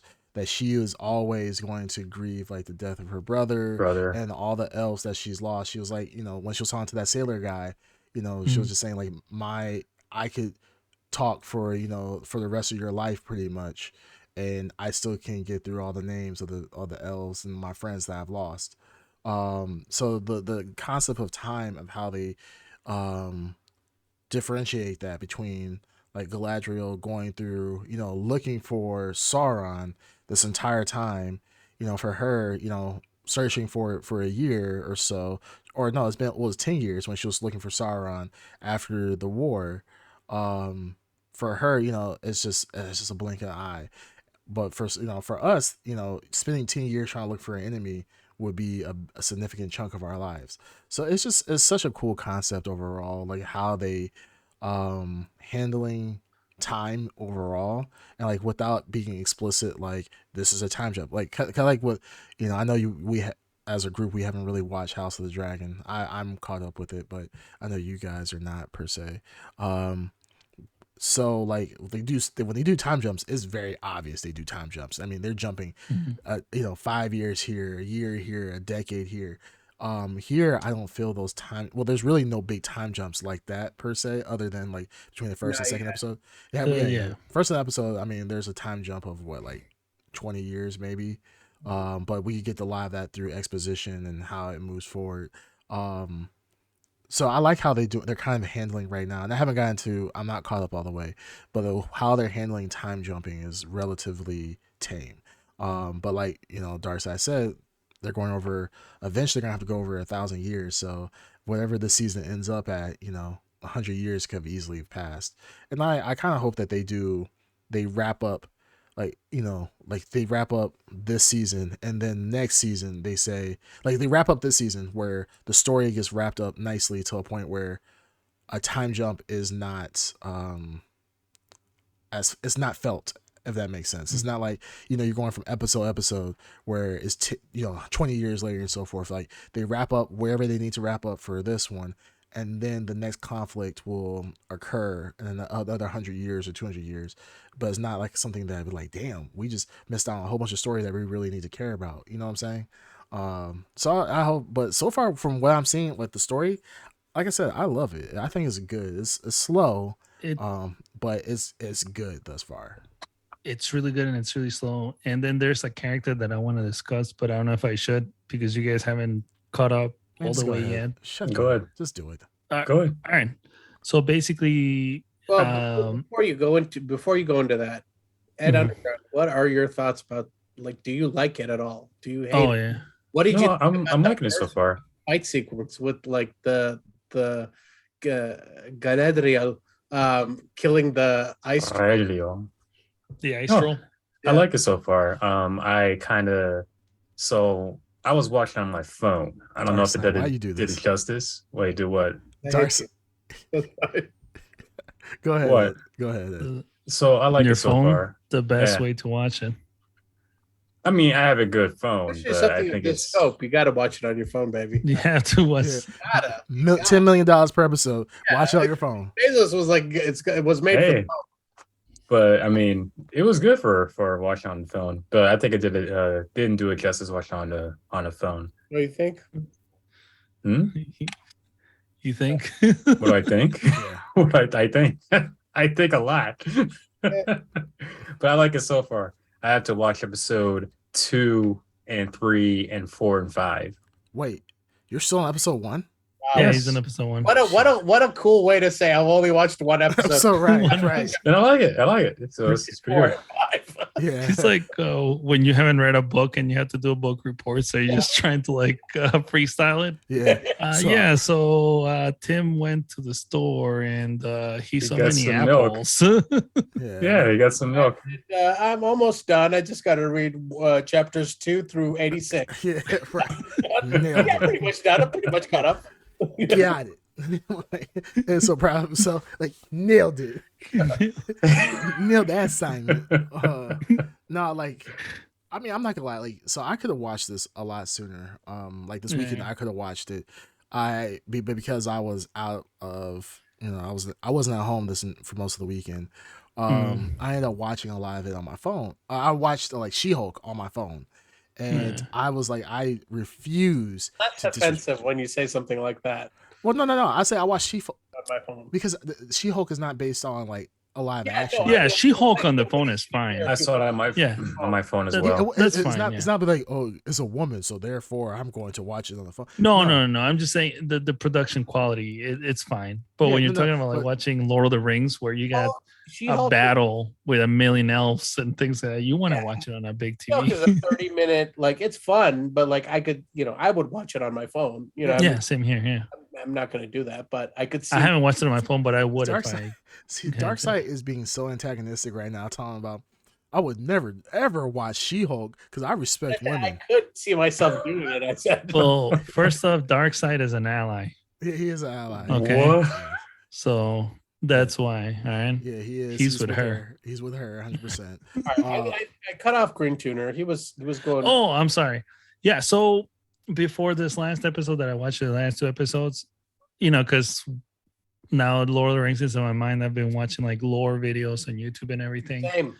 And one of the things that came up were the orcs, how there's different kinds of orcs. There's orcs like the Urukai.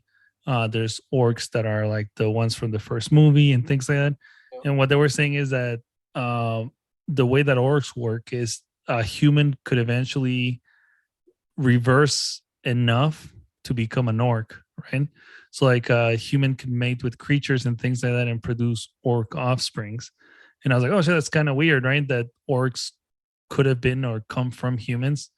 And they hinted it on this TV show where they actually show the father of the orcs is a human, or I'm assuming a human. I have no idea if it's a deity. He's an elf. Or he's an elf. Okay, or an elf. But basically, not just humans, I guess, elves too.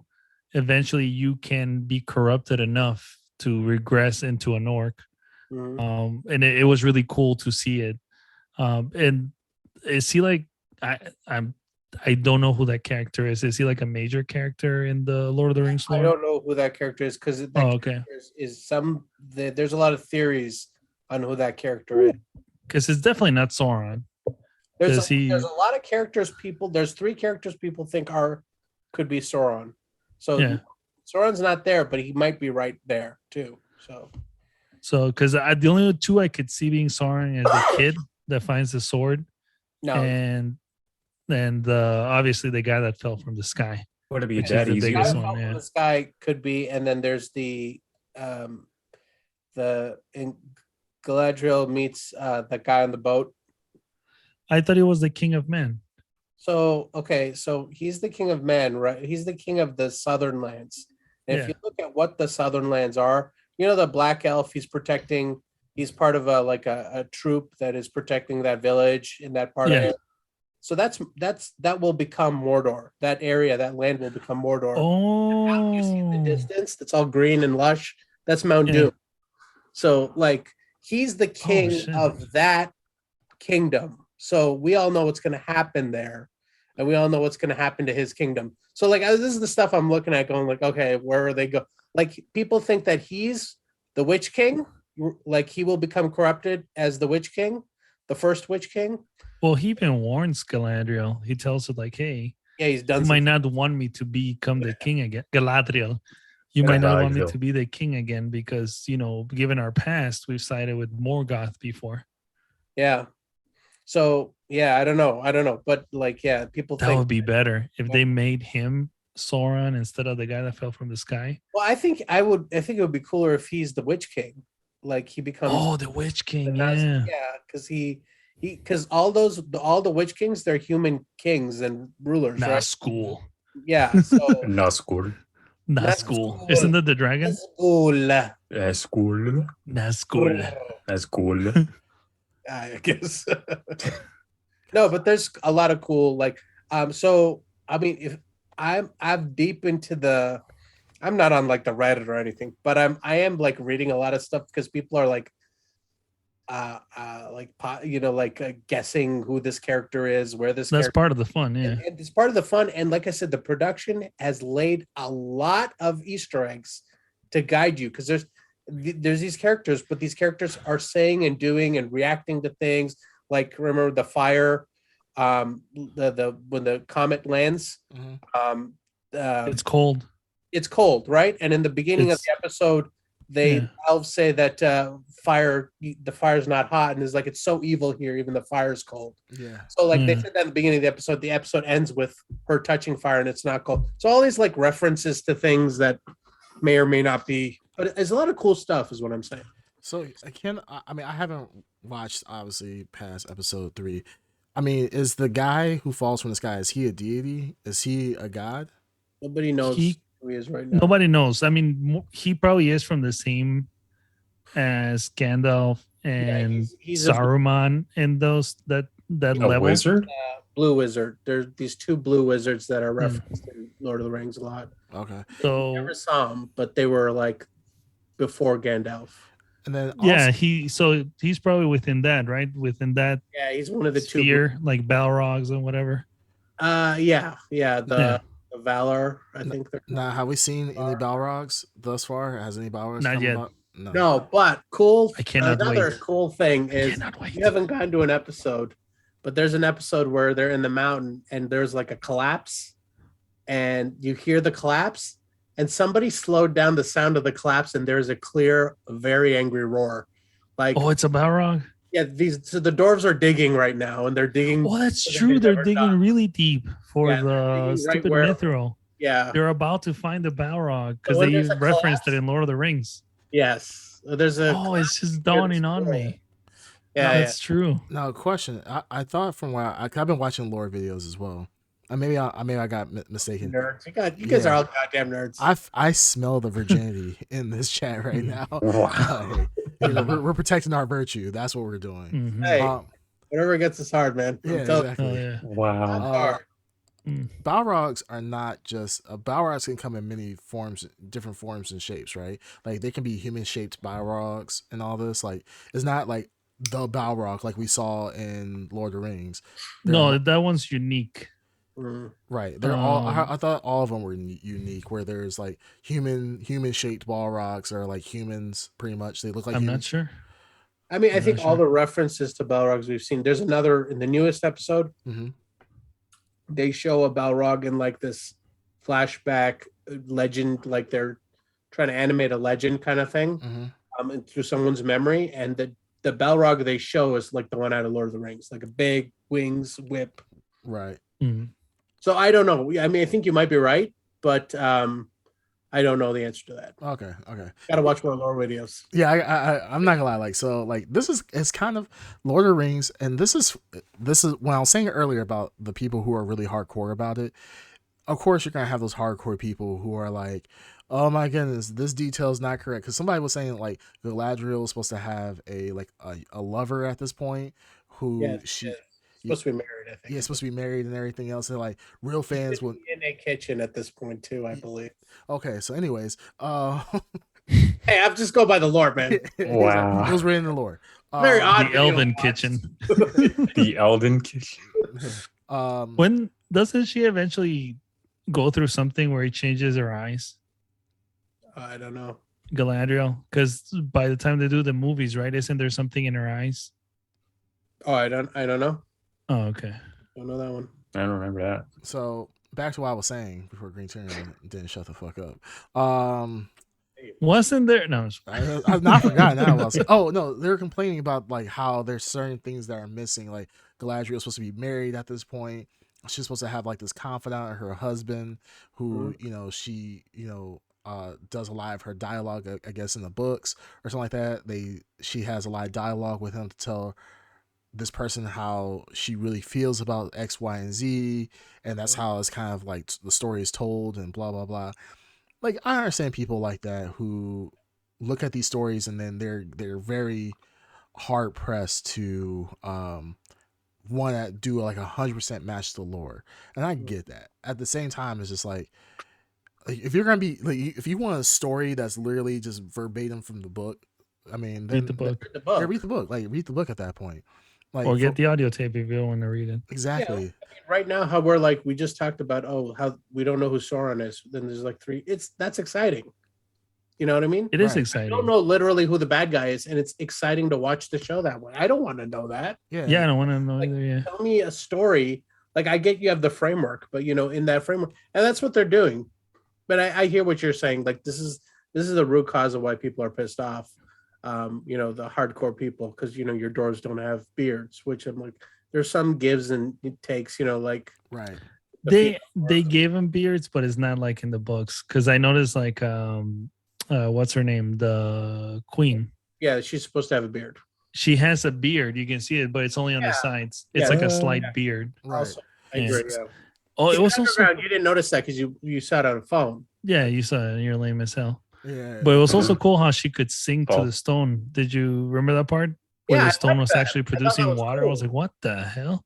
Yeah. Yeah, she could actually talk to the stone. Well, they talk about like resonating. They talk about like how that Yeah. like they can the resonation of the I don't know, like, Oh, the voices, they can tell what type of, like, to dig further, to stop, don't Like, they touch can- this. yeah, there's all this cool stuff about that. So like the singing, I liked the idea of what like there's a million ways you can go with that how that sound works underground.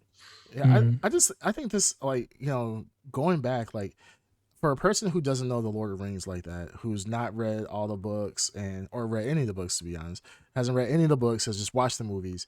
This is, for a person that doesn't know, I'll say even a person that doesn't know anything about Lord of the Rings, coming in and watching this with like fresh eyes, because I haven't seen the Lord of the Rings outside of watching it on TBS and TNT in the past few years. This is fresh. I like this. This reminds It me is of very fresh. this reminds me of what Game of Thrones was at the beginning of its first couple seasons, where it didn't have to have over the top action, but it made me excited to watch a show.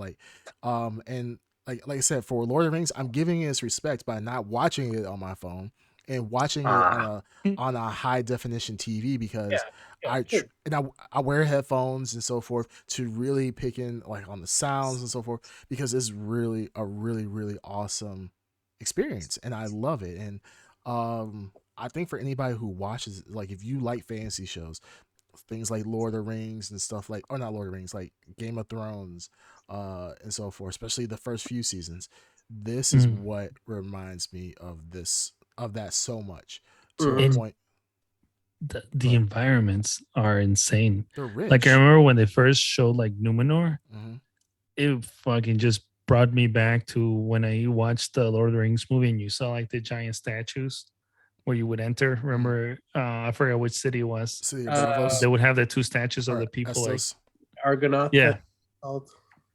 yeah, just like the settings are so well done. Yeah, it's insane. like looking at Lord of the Rings, there's never any point in time where I was like, that shit looks fake as fuck. Like the sets look like, Yeah, it's because it's all Like, good. They all shut the like. There was another like I was watching it yesterday, the last episode, and it's like there's a wide shot they did, and I was like, that's fucking New Zealand. It's gorgeous. Yeah, there's no blue screen. They're just moving across this giant landscape with insanely like photo-esque mountainous landscape behind. That's like they're just shooting it there. You know what I mean? They don't have to do work.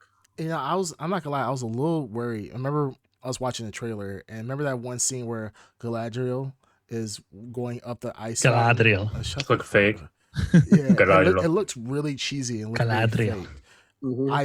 I don't know if this was because of maybe whatever filter they were using, but if they went back and they took the criticism of the show, like the special effects team, they're like, hey, this looks real cheesy, fix this. Like, I'm not gonna lie, every shot that I've seen so far of Lord of the Rings, I'm just like, or Rings of Power specifically, it looks rich. It reminds me of how well the Lord of the Rings trilogy, or well, that's not trilogy.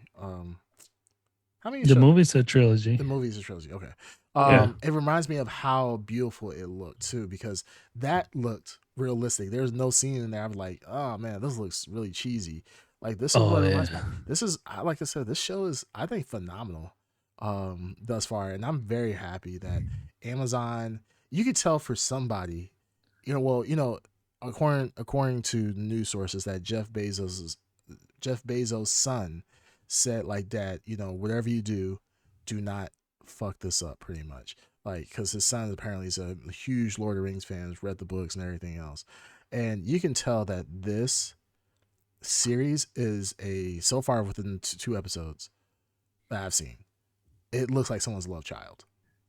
Like It does. they put some love into it. The A lot of love. yeah. I'm just glad we've also got to see like the dwarves, because they're such a minor, basically just Gimli in the movies, but you actually get to see their society, how they behave, right. their values. I don't think we've ever seen their all society. the crazy things. I think this is the first time we've actually seen their society actually running. Well, I mean, no, running. In the Hobbit, you like No, Yeah, not in the Hobbit. but they were So- outcasts. They were It was like outcasts. the band of dwarves. in their It wasn't prime. like I hear what you're saying. You're Yeah. absolutely Yeah, seeing them in their prime exactly, and like not have them just be, like Green Tuner said, you just have Gimli, as the one dwarf character in all pretty much Lord of the Rings, and then the Hobbit, you have the band of dwarves. So to actually see them in the mountain in their prime, like you said, I think it's nice. I love it. It's beautiful. or their traditions, like the whole rock or boulder smashing thing. Right.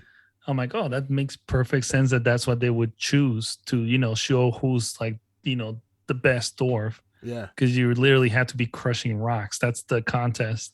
Yeah. Pretty much. Yeah. No, I was gonna say I'm watching like so many like lore videos that the algorithm has recognized this guy's fucking nerd here, guys. So it's going. Are you being pitched replica swords now? No.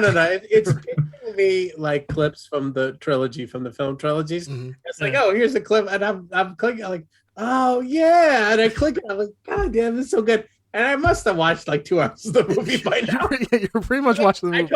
I told myself, you know what?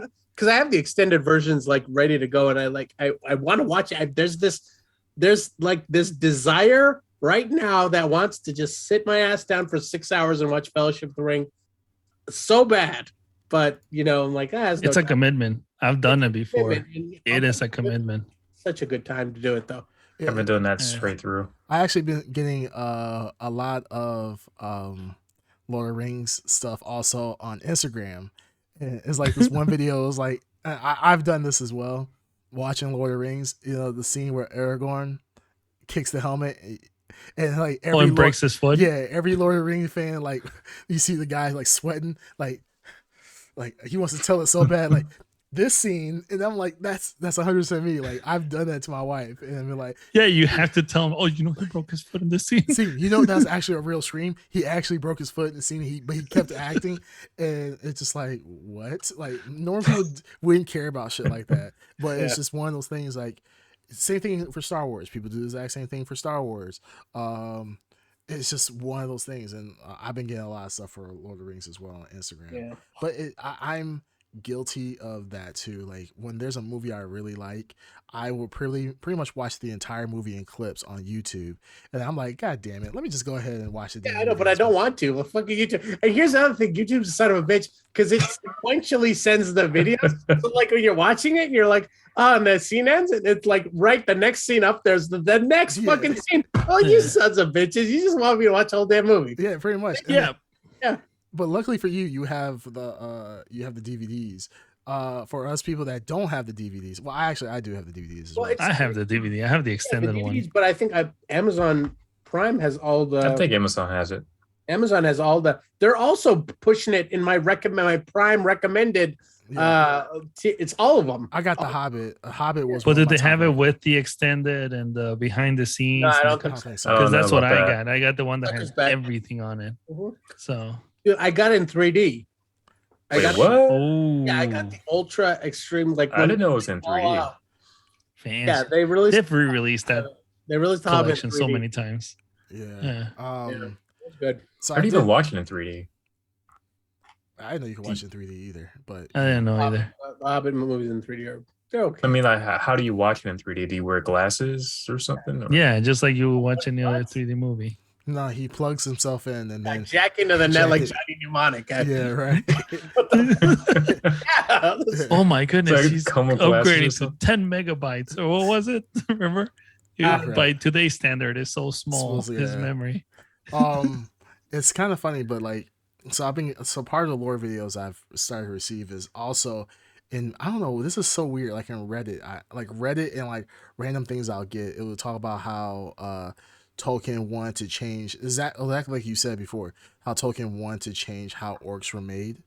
Like, in Peter Jackson's film, um, the orcs were just kind of made out of dirt. It looked pretty much like it came out of mud or something. Mud and I didn't even know that. No, that those were the Uruk-hai. Uruk-hai. But that's because Saruman was using a special method to create the Uruk-hai, Right. but he wasn't birthing them from mud. But apparently Tolkien was like, he wanted to change it. They're saying there's manuscripts or some crap like that where he was talking about how he wanted to go more in depth in how orcs were actually made on Middle Earth. I don't know. Such a goddamn nerd, man. Yeah, like I saw that and I was just like, because a lot of people were saying like the orcs are the black people and that's what Tolkien was just being racist for that. But they were saying like there's Tolkien, like I said, Tolkien scripts out there that talked about how the orcs were just corrupted men, and that's how they were made from the corruption. So, well, just like any writer, Tolkien would revise his work and change things. You know what I mean? Right. Well, because he wanted to improve George on Lucas whatever at the his time. lore was. George Lucas. He was a George Lucas with the 3D, the special 3D. There's a cool lore video. Like, I know we've all watched it. In Return of the King, and I think Green Tuner brings it up all the time to me. How my peeps show up on the elephants in the end, like they're like, okay. So I've always wondered, like, who the fuck are these guys? Where the hell they come from? Like, why? This, why? Why are these guys here? Why? Like, I'm feeling good through this whole series, and these dudes show up in the end. What the fuck? I mean, I'm so happy for you. I know. You finally got a representation. Goddamn. Like, they were just one, what's it called, casting away from having Osama bin Laden. Yeah, I know. One of the elephants. Wow. But look up a lore video about those guys. Man, there's a lot about those guys we never get to see. Like who they are, the mercenaries. Yeah.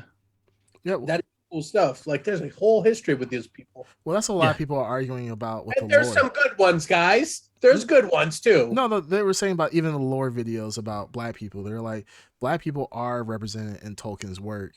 Like, of course, the races that are like the orcs are black people and so forth. But he was like, no, Tolkien was just, this is a European fantasy. It was a European continent, but there were other continents with black people. They were like, there's black people in other continents, and these people, Tolkien didn't say like these people were like ooga booga out there and just like with spears and so forth.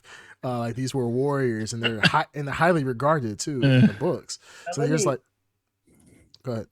Okay, sorry. I was just gonna say, let me get your honest opinion from all of us here.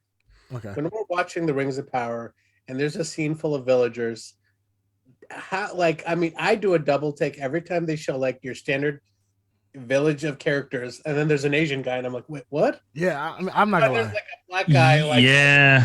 It stands out. I don't know why. Something goes in your brain, goes like, wait a minute, that isn't.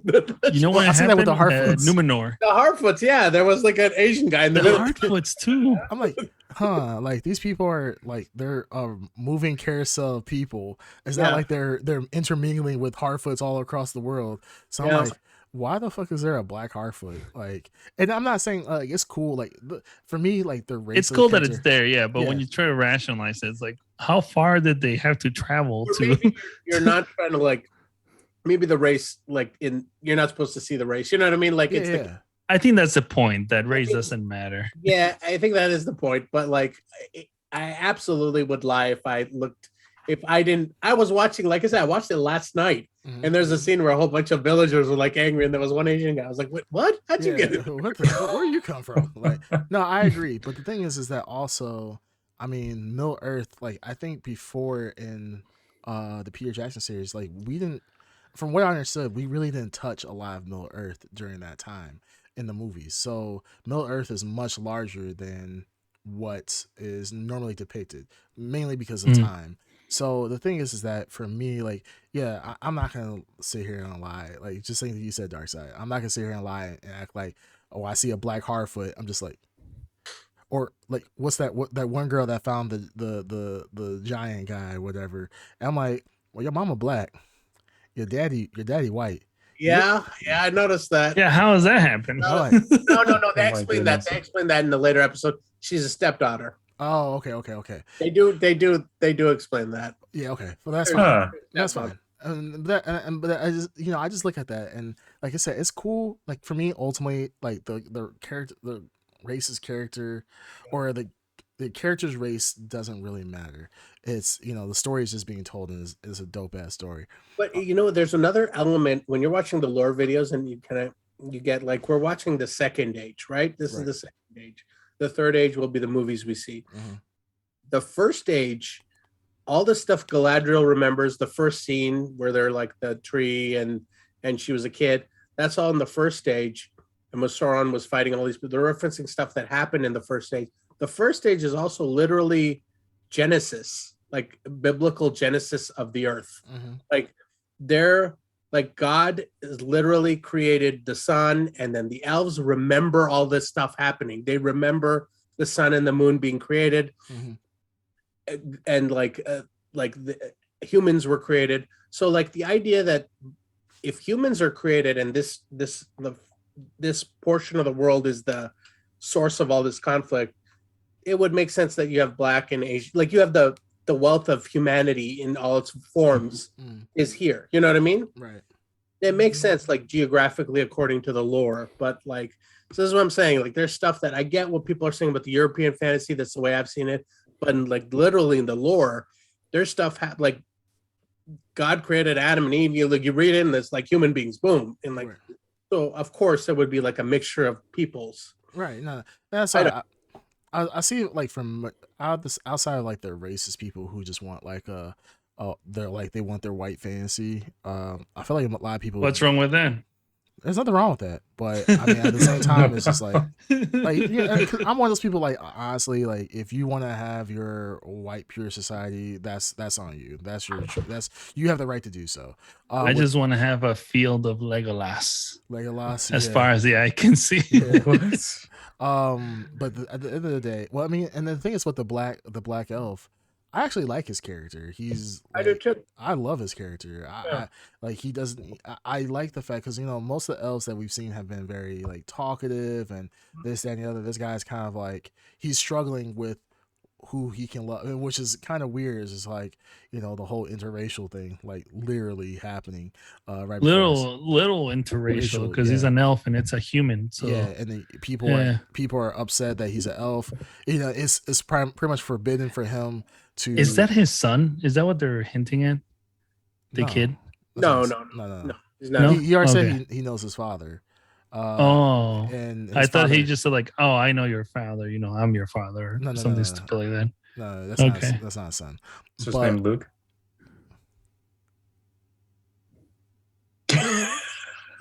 Sit with that. Yeah, just sit with that. What? Just watch. Just continue to next time you watch it on your phone. Your camera and just give us a bit. No. Next time when you watch it on your phone, just continue to watch it on mute and turn the screen off at the same time. And just say you watched all 5 episodes, you're caught up at this point. Never done that. But go on. Oh no, but I like his character a lot, and I do wish he had less. Like everyone has like cool, like all the elves have like very atypical hair, and there's this one dude like he just has like regular, like he's just a regular black. Right, I was just like, where's your long, luxurious, like elf hair, dude? I wish kept him a black guy and gave him like long, luxurious elf hair. No, I like the fact that he just went to his elf barber and like, hey, he's just like, hey, turn me up, brother. Hey, keep it tight. Yeah, line me up. Yeah, like, hey, brother, what's up? They dap each other up. Like, say no more. Hey, it's like, hey, man, don't clip the ears. Say no more, fam. Yeah. Like, he does look fresh. It does look fresh. He just walked out like 100 years ago. He looks fresh. Yeah, he looks fresh. Not only does he look fresh, he was captured by orcs into slavery, and that hair stayed nice and tight. Nice. Well, those orcs also keeping him fresh, though. Probably. I have an orc barber. All right. You think that's how they tried to actually portray the orcs being black? like before he actually did have long flowing hair, the Yeah. orcs are like, nah, And bro. they lined them up. Like, nah, bro. Nah, bro. Come to the back, man. We got you. Hey, you got the next seat, bro. Like, you look like us. Like, nah, Got that's a high top on an old yeah, they actually made it super high. The high tops. It's called Child's Play. No, Kid House and Party. Play? Kid and play. Kid and Play. House Party. Yeah, House play. Child's House play. play. That's House fucking play. Chucky. yeah. Wrong Right. franchise. I still can't get over yes. how cool those damn orcs are. And the wargs. The Yeah. warg was fucking awesome. Yeah. No, the makeup is amazing for the Yeah. Damn it! Now I gotta watch. Now after Yeah, they show a warg, but it's much more different than the ones that they had in the movies. oh, Yeah. really? Yeah, it looks more Feral. crazy. Feral. Yeah, it looks extremely yeah, feral. they're smaller and they just look like roided out like big dogs. And Yeah, like, they look insane. Is Like the- their eyes are going everywhere. Is the warg what we saw chasing or like licking over the Harfoots trying to? yes, yeah, That was a warg. Mm. Okay, because they just call them wolves, and I was just I think yeah, they they're call just them wolves. like roided out wolves. Okay. I mean, I guess that's their way of referring to them. But the in, orcs call them wargs. Okay. In A Hobbit, they're in all the movies. The orcs ride them like horses. Yeah, horses, right? Yeah. So, man, now, damn it, now after this podcast, I was planning to like go to bed, but now what I'm gonna do is now I'm gonna have to watch an episode, hour-long episode, and then stay up all night. Like, damn, did the orcs give the elf a high fade or what's going on? Like, That's in the deleted scenes. that's the yeah. You know, we're a bunch of nerds here, and we're enjoying the show. I am curious to think how much the show is being enjoyed by like regular people, because you're right, it is a slow burn. It's a very slow burn kind of show, and it stays that way. Like there's a lot of world building and there's a lot of cool stuff to see, but even like I'm fully caught up, and it feels like right now is when they're literally going off to something big. But it's been like 5 episodes of like build up. You know what I mean? They're building it up. They're building it up a lot. Yeah. Well, I mean, when you think about like stuff like Game of Thrones, right? The first like Game of Thrones wasn't like action packed crazy, from the get-go. There was a little build up. Now you had some crazy stuff like, Bran getting thrown off the tower, becoming paralyzed, stuff like that. I mean, I don't know. I am curious as well. When I looked at the reviews weren't that hot on Amazon's website. I haven't checked everywhere else, but I mean, I really am kind of hard pressed to see like if a person really gives this show a fair shake, how they could not like it. I really don't get it either. I think it's just it's good. It's written well too. Yeah, very, Can't very say well. it's written poorly. Here's the thing that boggles my. I was thinking about this today. It's that the Rings of Power is on its own is better than like 90% of the stuff on streaming everywhere. You know what I mean? Absolutely. Yeah. But compared to Lord of the Rings, of course it's not. It's the ugly stepchild. No doubt. You know what I mean? So if we're comparing it to Lord of the Rings or The Hobbit or like the source of everyone's love for this universe, it's gonna pale. Of course, it's gonna pale. But on its own as a streaming show, it's outstanding. I don't know what to say. Like, I mean, it's great. Well, the medium is different though. Like you're Yeah. going from an episodic series to a movie. Like Yeah. if you had a movie where you take the last bit, like every Lord of the Rings movie, you take all the action scenes that happen and you put that into every episode where you made it the same in an hour. I mean, it's just gonna be nonstop action, and where eventually you get numb to it after a while. You have to build. I think for most people, you have to be able to enjoy story. You can't be looking at just action, this, that, and the other. The big blockbuster scenes. The You have Marvel to- formula. Yeah, like Marvel, exactly. Like Marvel doesn't really have story like that. It's more of jokes, puns, action scene, jokes, puns. The story is not really. There's a story there, but it's not. It's layered in action and puns and Yeah, it's very formulaic. This is something that's I think a lot of story building. The fantasy, like when you read the book, like any fantasy books, like I've read in the past, like they're not. It's a lot of talking, exposition, dialogue, and so forth that helps build the lore and build a lot of world building. Yeah. You can't have that, you have to do it certain ways that are different than the movie. So yeah, it's easier to digest in the movie as compared to a book. So, or not a book, into a episodic series. So I mean, I think some of the best shows you have to do that. You have to have relatively quote unquote boring episodes where you gotta build the world before you start getting into crazy shit. Especially if you're gonna span 1,000 years, that's a lot of shit to cover. Mhm. Filler in a way. No, I don't think you can get around the filler. I don't think there's I don't filler think they in have time this for so filler. far. There's Yeah. no filler. Yeah, I mean, I really don't think they like. I mean, looking at this is the problem with this show. Like, we know the lore, we know the road, we know where they're gonna get to, and I'm like looking at it, going like, conservatively, if this is like, say, a 6-season series, how the hell are they gonna fit all of this? There's a lot of stuff that happens to get us to the point where, like Isildur cuts the ring off Sauron's Hands, yeah. hand. Isildur. Isildur. And Isildur. it's cool to like see him as a character, and be like, okay, but he's a kid, you know what I mean? By the time we Yeah. get to that, and he has like this unusual long life, you know what I mean? I'm Yeah. really curious to see how the show is going to treat that. It takes a lot. It's like, even with House of the Dragon, it's kind of the same thing. Like we know where the story starts at for Game of Thrones. To get there, you can't have filler. You have to continue to progress the story, because like for House of the Dragon, we're talking about like 150 plus years until we get to the story of Daenerys. And at that point, what's really the filler, Is that the goal for House of the Dragon, though? They're trying to get to, or are they just trying to tell the story of this one family unit? Family, from what I understand, it's more Family. of the family unit building up to it, but it's not going to go to Daenerys, as Yeah, far it's as I gonna know. end at these characters' lives, you know what I mean? Like, Yeah, exactly. So the filler, there's not room for filler, and I feel like for this, there's really no room for filler, because you think about it like this: why would you have filler where you spend $10 million an episode? Like, the fuck?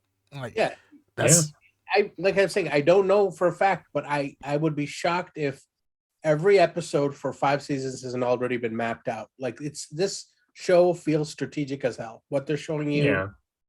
because they're conscious of it. And I think there's a lot of like development from or from Game of Thrones and Star Wars, and how people are like not happy about, like, you have to have a direction. You can't like screw it up. So I really feel like the amount of money that was put down, the production that this series went through, I would hope that Jeff Bezos said, okay, show me 100 episodes right now. Like, give me the breakdown right now. Here's 2 hours. And they went through boom, boom, boom, boom. So I have the feeling like there's a direction they're going in. I 100% believe there's a know what I mean? timeline. Yeah. There has to be. It doesn't feel like they're meandering or like doing the Lost thing where they're making it up as they go. Yeah. It seems like they really have like a roadmap. Who knows? Maybe they're gonna do this series, and once it's over, if everything is well, then they'll do another one. Because there's 1,000 years, like you said, to fill in.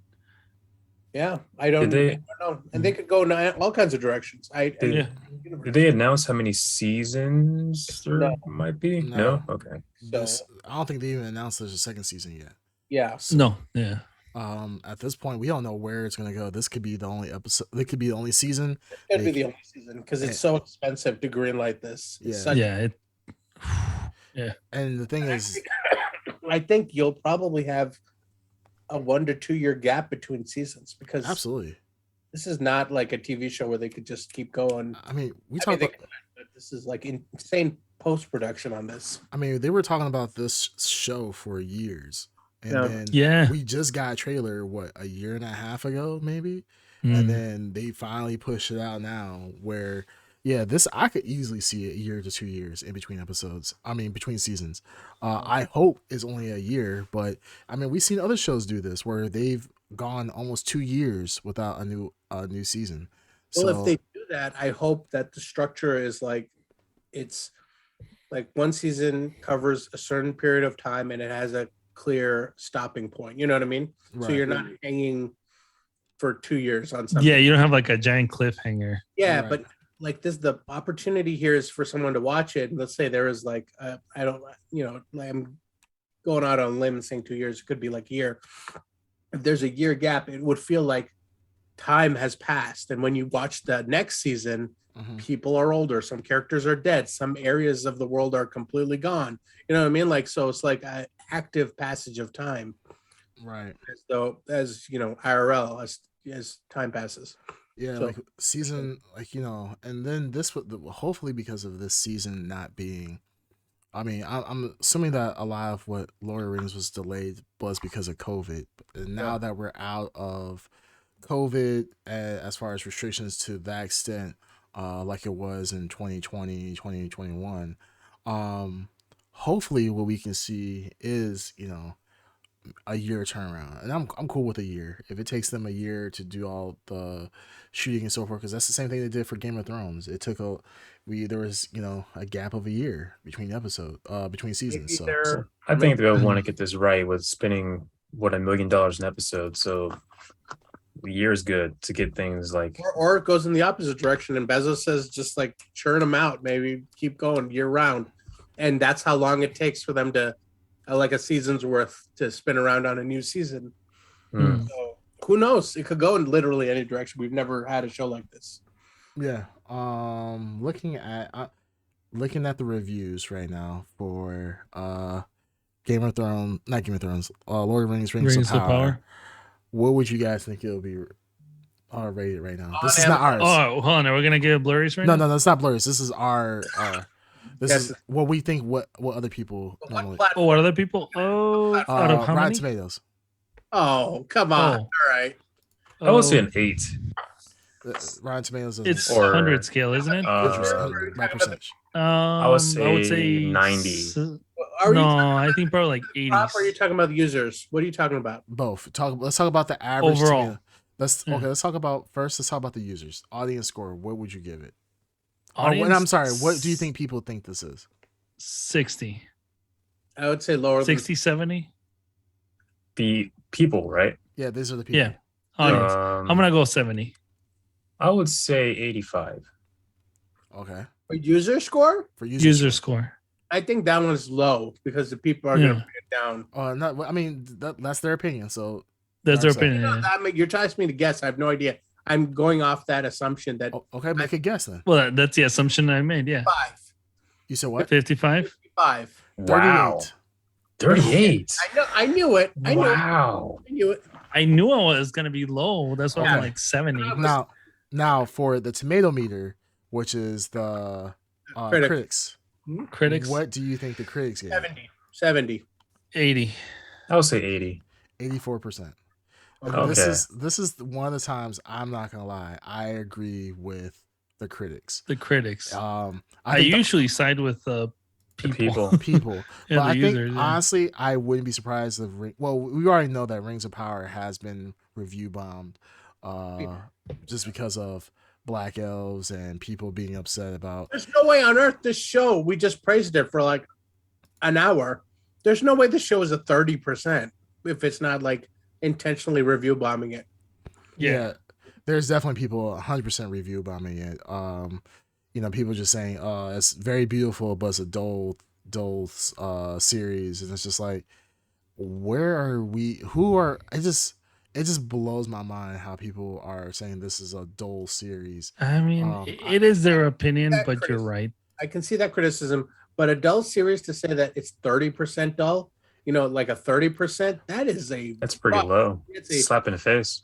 Yeah, but this series is dull. I will say, like, there's dullness to this series because there's a buildup happening here. They're building it up, but even the dullness is not like bad. It's just they're trying to inform you of what's about to go down, so that you're, What I'm saying is, like, there's dullness, but you're in so many cool environments. How can you be like you'd be distracted by the dullness of the plot? There's a little hold up on the plot, but there's so much to look at. You know what I mean? Yeah.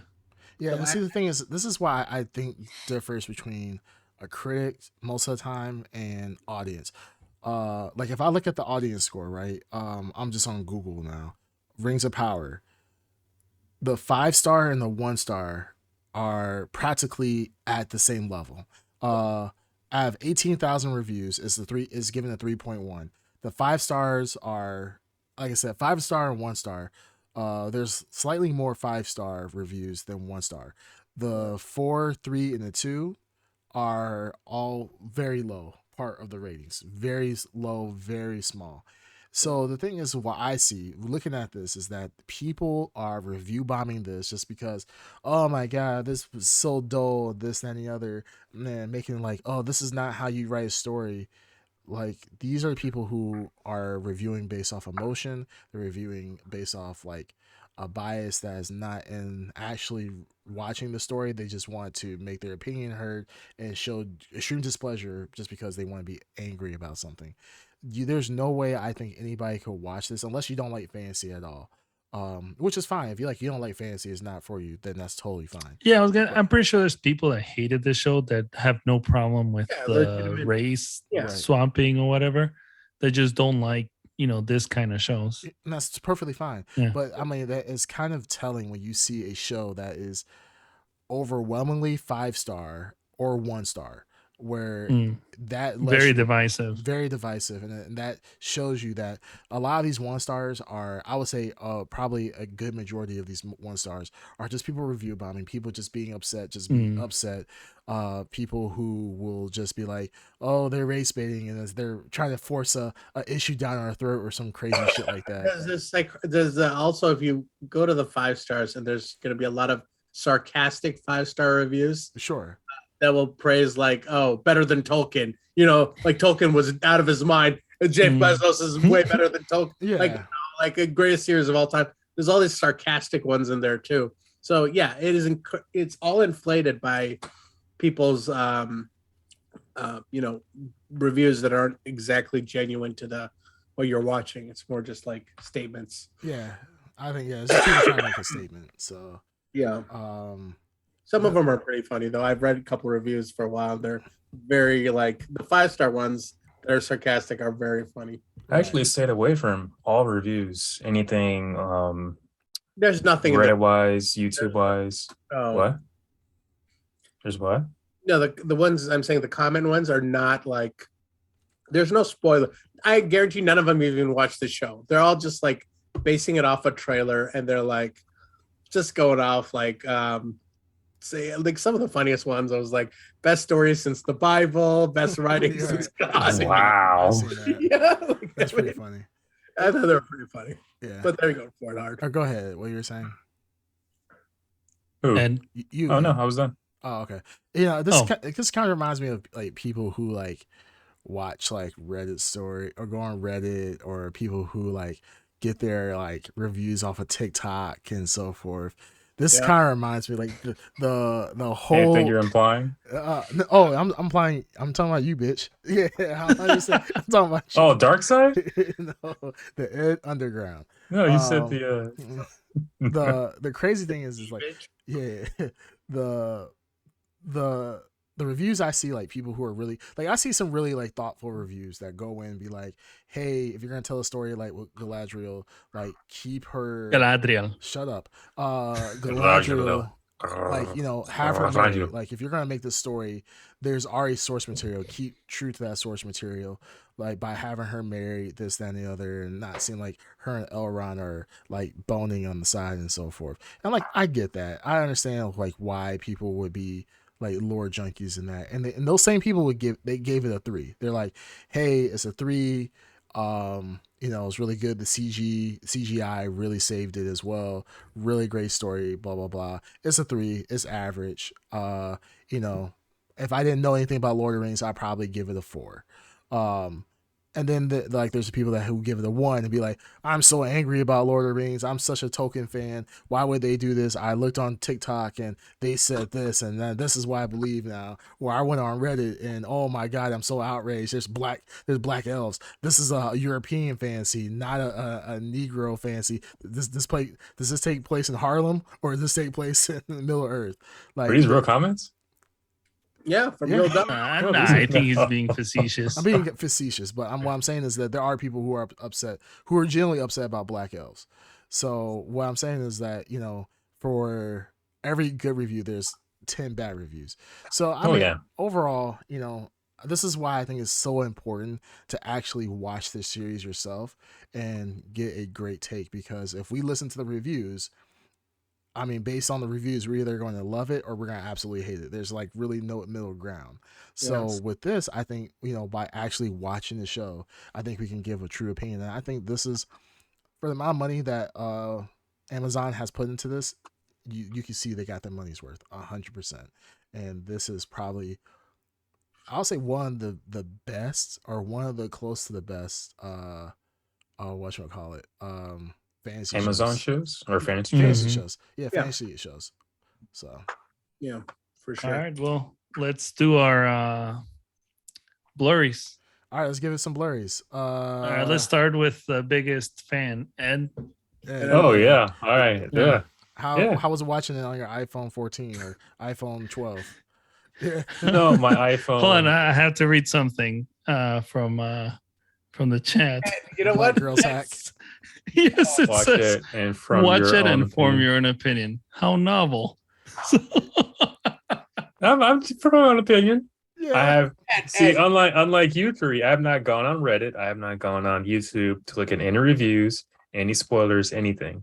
I'm going solely from my own perspective. I Yes. guarantee you, Ed not only watched it on his phone, he watched it in. Oh no. Ooh, No. Oh my god. portrait. No. Yeah. Make it stop. Ed. Make it stop. Only you do that, dark side. No. Sure, buddy. Sure. Yeah, watching with watching through his back All right. camera. Like, Well, this is amazing. Go ahead, Ed. clip how notes? many blurries, my son? Yeah, for your one Well, episode. So I would give it an 8 from Huh. what I'm watching so far. Yeah. All right, Wait, cool. I didn't go on. He hasn't seen the Black Elf yet. Oh, Wow. That'll put Yeah, me to once he maybe an watches the 8.5. Black Elf, it's gonna go down to -2. Yeah. No. Well, I'm not a super I know about Lord of the Rings, but I'm not a racist. I'm not super racist. I think just black people should stay in lower Earth. No, I never said that. It's not even middle. Africa Earth. After Earth. Oh my goodness. Goddamn, black people stay as orcs. Damn it. Always works.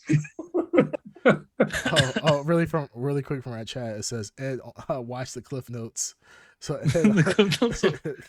Ed watches the lore reviews. I'm going into this series not even watching Lord of the Rings again. I'm going in this. Well, I didn't look for the TikTok, so TikToks found me. Oh yeah, they'll find you again. Yeah, of course they will. But no, I'm going into it this is still blindly. really good though. It is really I'll give good. you that. Yeah. Yeah. It's good. I'm going into this blindly, so I like what I see so Go far. watch the first episode, correct? Yes, That is probably one of, like, as far as first episodes go, it is a the banger best. for sure. Oh, That's not the okay. best. I'm That's just saying the it's a banger of a It's first very episode. action packed Yeah. compared to the rest of the other ones. It's heavy Yeah. action on the first episode. Very strongly, yeah. Yeah. Okay. I was kind of looking forward to more.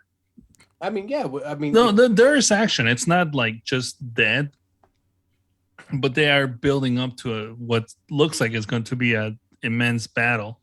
But Yeah. they're taking you through it, how they're gathering the army. I Kind of think like my how they did um, Lord of the Rings. Like that's how they had to build it up. They Yeah, can't- exactly. The Fellowship. Yeah. Yeah. well, it looks like from this also, I gotta like, you watch things when you eat or when you're like doing something, whatever. You're not like actually taking the time to just like set everything aside and just like sit back, watch it, take it in.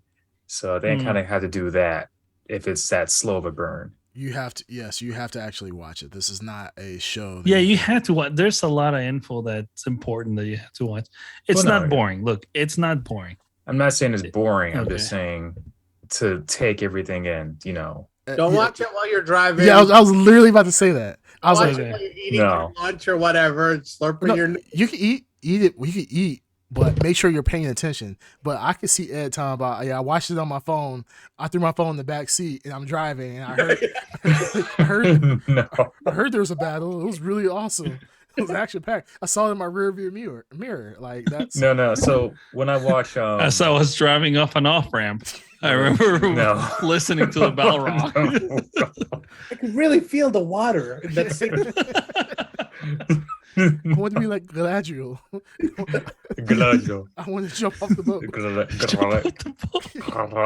I can't even say it anymore. So when I watch She-Hulk, I actually watch it when I'm eating. Like it's what, a half an hour. Yeah. So it just takes some Yeah, time. but She-Hulk Yeah. is not as It's not as plot heavy. yeah. No, Yes. that's what I'm saying. Yeah, yeah. But All I right, I all take right. everything in. But yeah, this looks like I'm watching something it I on have a to really set it's aside. 1080 screen, so I feel like I'm 1080 screen.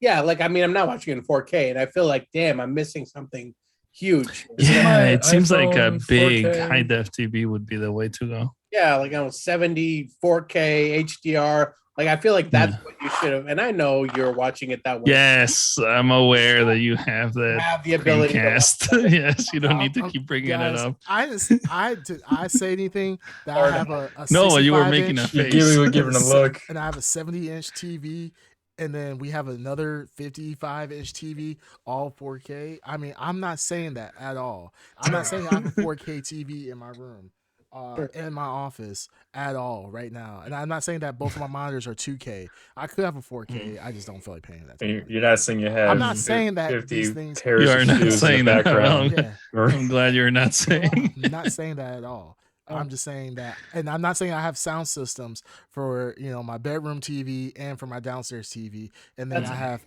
$300 headphones. Sound systems in the shower and Yeah, it's not like I'm saying these things, guys. So please stop putting these words in my mouth. I'm not that rich. We apologize. Exactly. Sorry. Guys, We I'm shouldn't not say that. that rich. Okay, I might have a lot of TVs, TV in every room. All right. I have a TV in my laundry room, Mm. in my utility closet. Mm. I have a TV in my garage. I'm not He has saying a- these things. He has a TV like pointed at his TV for his TV to watch. Yeah, right. Yeah. Yeah, want So the a TV TV doesn't for a get TV. bored. Anyways, you're busy, man. You got to close your third house or whatever. So let's get Let's wrap up the reviews. I'll give it 9 blurries. $10. I love this show. And yeah, I really. You I can't love this show. deny it's not top tier so far. So. This Bendito man smells like low tax bracket in here. You damn right it does. It's the stench of the commoners. Reeks. 9. 9. Mhm. Wow. Excellent. Yeah. 9. For this one, I've only watched 2 episodes. I would give it a solid. I'll give it a solid 9. It's an excellent series, and it's one of the few series I'm actually excited to see from Amazon. I don't think there's many shows. Well, actually, no. There's also The Boys, The Boys. and Invincible. The So boys Amazon- in this. Yeah, Amazon actually does have some really good Yeah, shows. they have a decent track record, right? Yeah, they have a decent track record, and there's other shows that obviously we don't talk Not about. to this level though. The level that the boys and Rings of Power have There's nothing at this level. There's nothing at this level, that those are the only two. This is like their Stranger Things, let's say, Yeah, this is or Prime Video. absolutely so- Stranger Things. I would say Witcher level. And I think these are actually better than The Witcher, to be honest. Yeah, for sure. I love The Witcher, but Rings of Power is beyond The Witcher. Let me ask you guys this, since you're more on Amazon Prime than I am. Besides The Boys, Invincible, and Rings of Power, what other like top tier Amazon made shows are there? Or is there more than just those 3? Top tier for us, you mean? Handmade. Because there's top tier for other people. I mean, Or is there more than just those 3? Because I have Amazon Prime, but Yeah, there's a bunch of shows. We just don't watch them. Yeah, we don't watch. Okay. the expense is really good if you want side. What's that one that's like Victorian era, but it's like it has like modern dialogue in it. I know that show is huge. My wife watches it. Bridgerton. Not Bridgerton. Yeah, Bridgerton. My Yeah. wife watches it. But I don't think that's Amazon though. I thought it was Amazon. Or is that Let's see. Netflix? No, that's Netflix. Oh, I'm sorry. I'll take that back. There's Jack Reacher. Jack Reacher. Oh, Reacher. Oh, you know which one? Carnival Row? Carnival Row is like a Carnival Row. Netflix. high concept series. Yeah. No, that's Here, Prime. Prime Video. I'm gonna probably shows on Prime Video. I don't know if these are 100% Prime made shows. Yeah, they have a mix. Yeah, I see Wheel of Time, which I heard that was Wheel of Time. They keep pimping. I've never watched them. yeah. The Boys, Night Sky, Homecoming, Reacher, The Expanse, Grand Tour. I remember, yeah, Grand because Amazon did buy that out when they stopped making Top Gear, or is it Top Gear? Yeah, Top Gear. Yeah, Top Gear. Vikings. Yeah. Jack Ryan. The Wild. Jack Ryan. I'm trying to see. I mean, obviously we know about Invincible. There's the one. The Man in the High Castle. Oh yeah, Man in the High Castle. Another show completely that I watched the first 2 episodes of, and I completely missed the whole series. Yeah, Good concept. Amazing concept. Yeah, I forgot. Isn't that when that's when Nazis they won? They won World War II. Yeah. Oh, okay. I heard of that one then. Yeah, I heard that was really good. So yeah, Amazon has a lot of shows. Unfortunately, because of just who we are and the type of nerdum we are, we don't listen. Black Girls Bosch. Ms. Mabel's, isn't that on there? That's good on Amazon. Oh yeah, The Amazingness Mabel. Yeah, Black Girls Hack says Bosch is good on Amazon. Bosch, yeah. Yeah, so Amazon has a lot of great shows out there. It's just unfortunately we just don't review. We just hit the big ticket ones. Yeah. But yeah, if you're into some good TV, Amazon is, I would say honestly, Amazon is more hit than miss. Honestly, from based on the reviews. I would agree. Yeah, that's what I was thinking.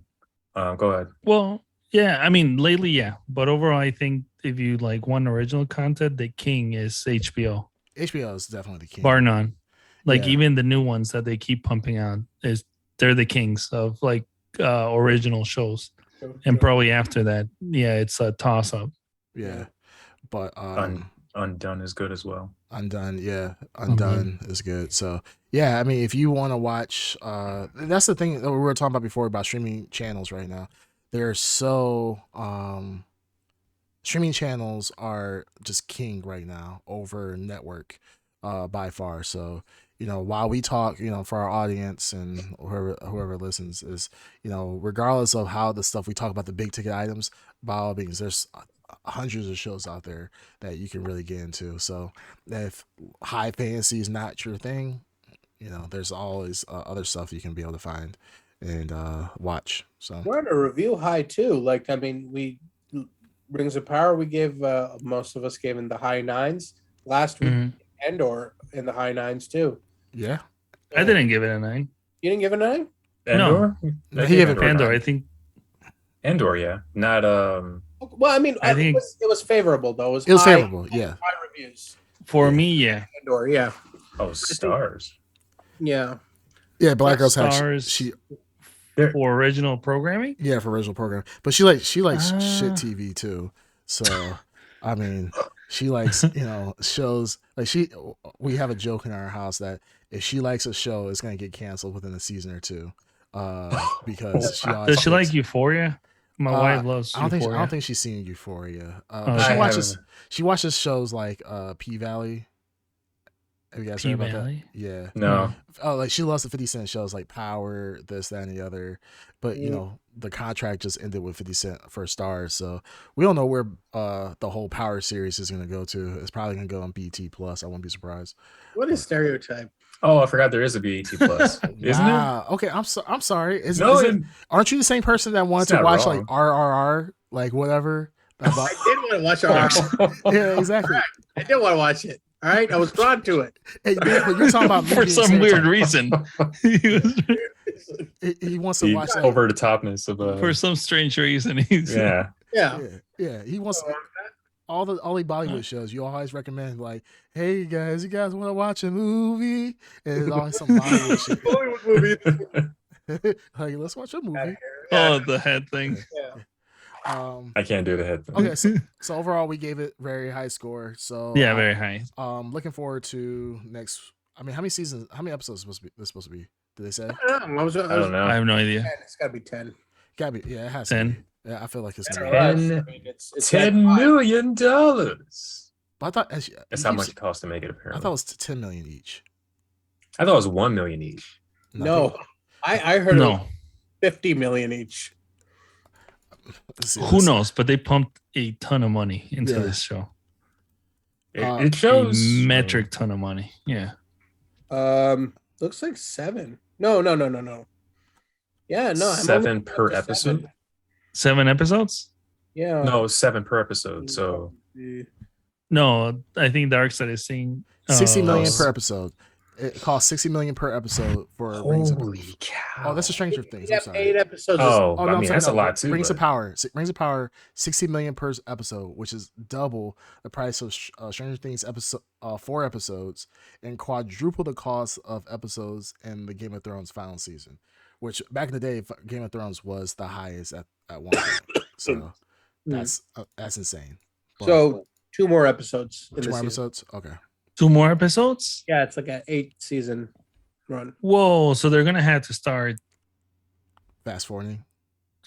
yeah, because they are literally just sailing off Yeah, in this they're- last yeah, episode. there's- in the last episode, They're just sailing off. That's what I'm like, I think just 2 more episodes? yeah, in the season. Oh, well, Like I I wonder said, how long it was going to be. they're Long. doing How the- long those episodes do. are going to be? Will take years. You cram a Yeah. lot in 2 episodes in 2 hours. I tell them to Maybe. go at their own pace, and like I said, I hope there's a plan here. So Yeah. Oh, we'll see. All right, guys. I think we talked about this. All right, enough. Sweet Cheeks, take us out. Yeah, take us out. Yeah, Dark Side. You know who my We'll Sweet see. Cheeks is. Yeah, we'll see who takes us What? out. takes up. Go ahead, Ed. Come on, man. What the hell? Oh, you asked me. Oh, okay. Yeah. They were asking Dark Side earlier. No, we said Sweet Cheeks. That's you. I know that's No, why I it's you. said Dark Side. The sweetest of cheeks. Come on. Yeah, clear that throat. What? What voice should I use?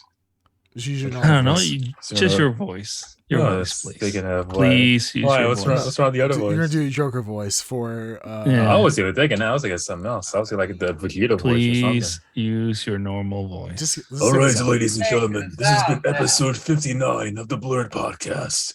You can find all of us. Is All that right, a ladies Dragon and Ball voice? that was Vegeta's voice, the Prince of all Saiyans. That was Vegeta in what universe? In this In the universe, obviously universe. GT. That's in this obviously, universe, Nappa.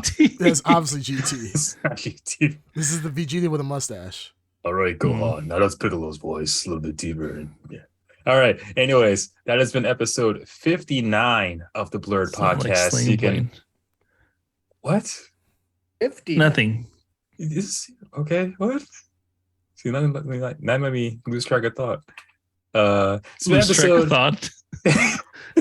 whatever. You guys need to stop. Can you let him finish before he goes Okay. across the sea? It's over the seas. Over the seas. Jeez. Over Over the the seas. Over the seas. Lose the track of thought. Yeah, Was lose it? the Lose the track of track of thought. Trucker thought. Anyways, well, ladies and gentlemen, this has been episode 59 of the Blurred Podcast. As always, you can find us on all major platforms and chat with us live on twitch.tv/the Blurred Podcast. As always, see you later. Good night and good morning to those watching in the morning. Farewell for now. Sleep really well. Sleep tight because you never know who's watching you. All right, blur you later. Never guys. know. Blur you later. Blur you What the- later. I don't know. Blur you later. What the fuck's wrong with you, dude? Really blur your line. Nothing at all.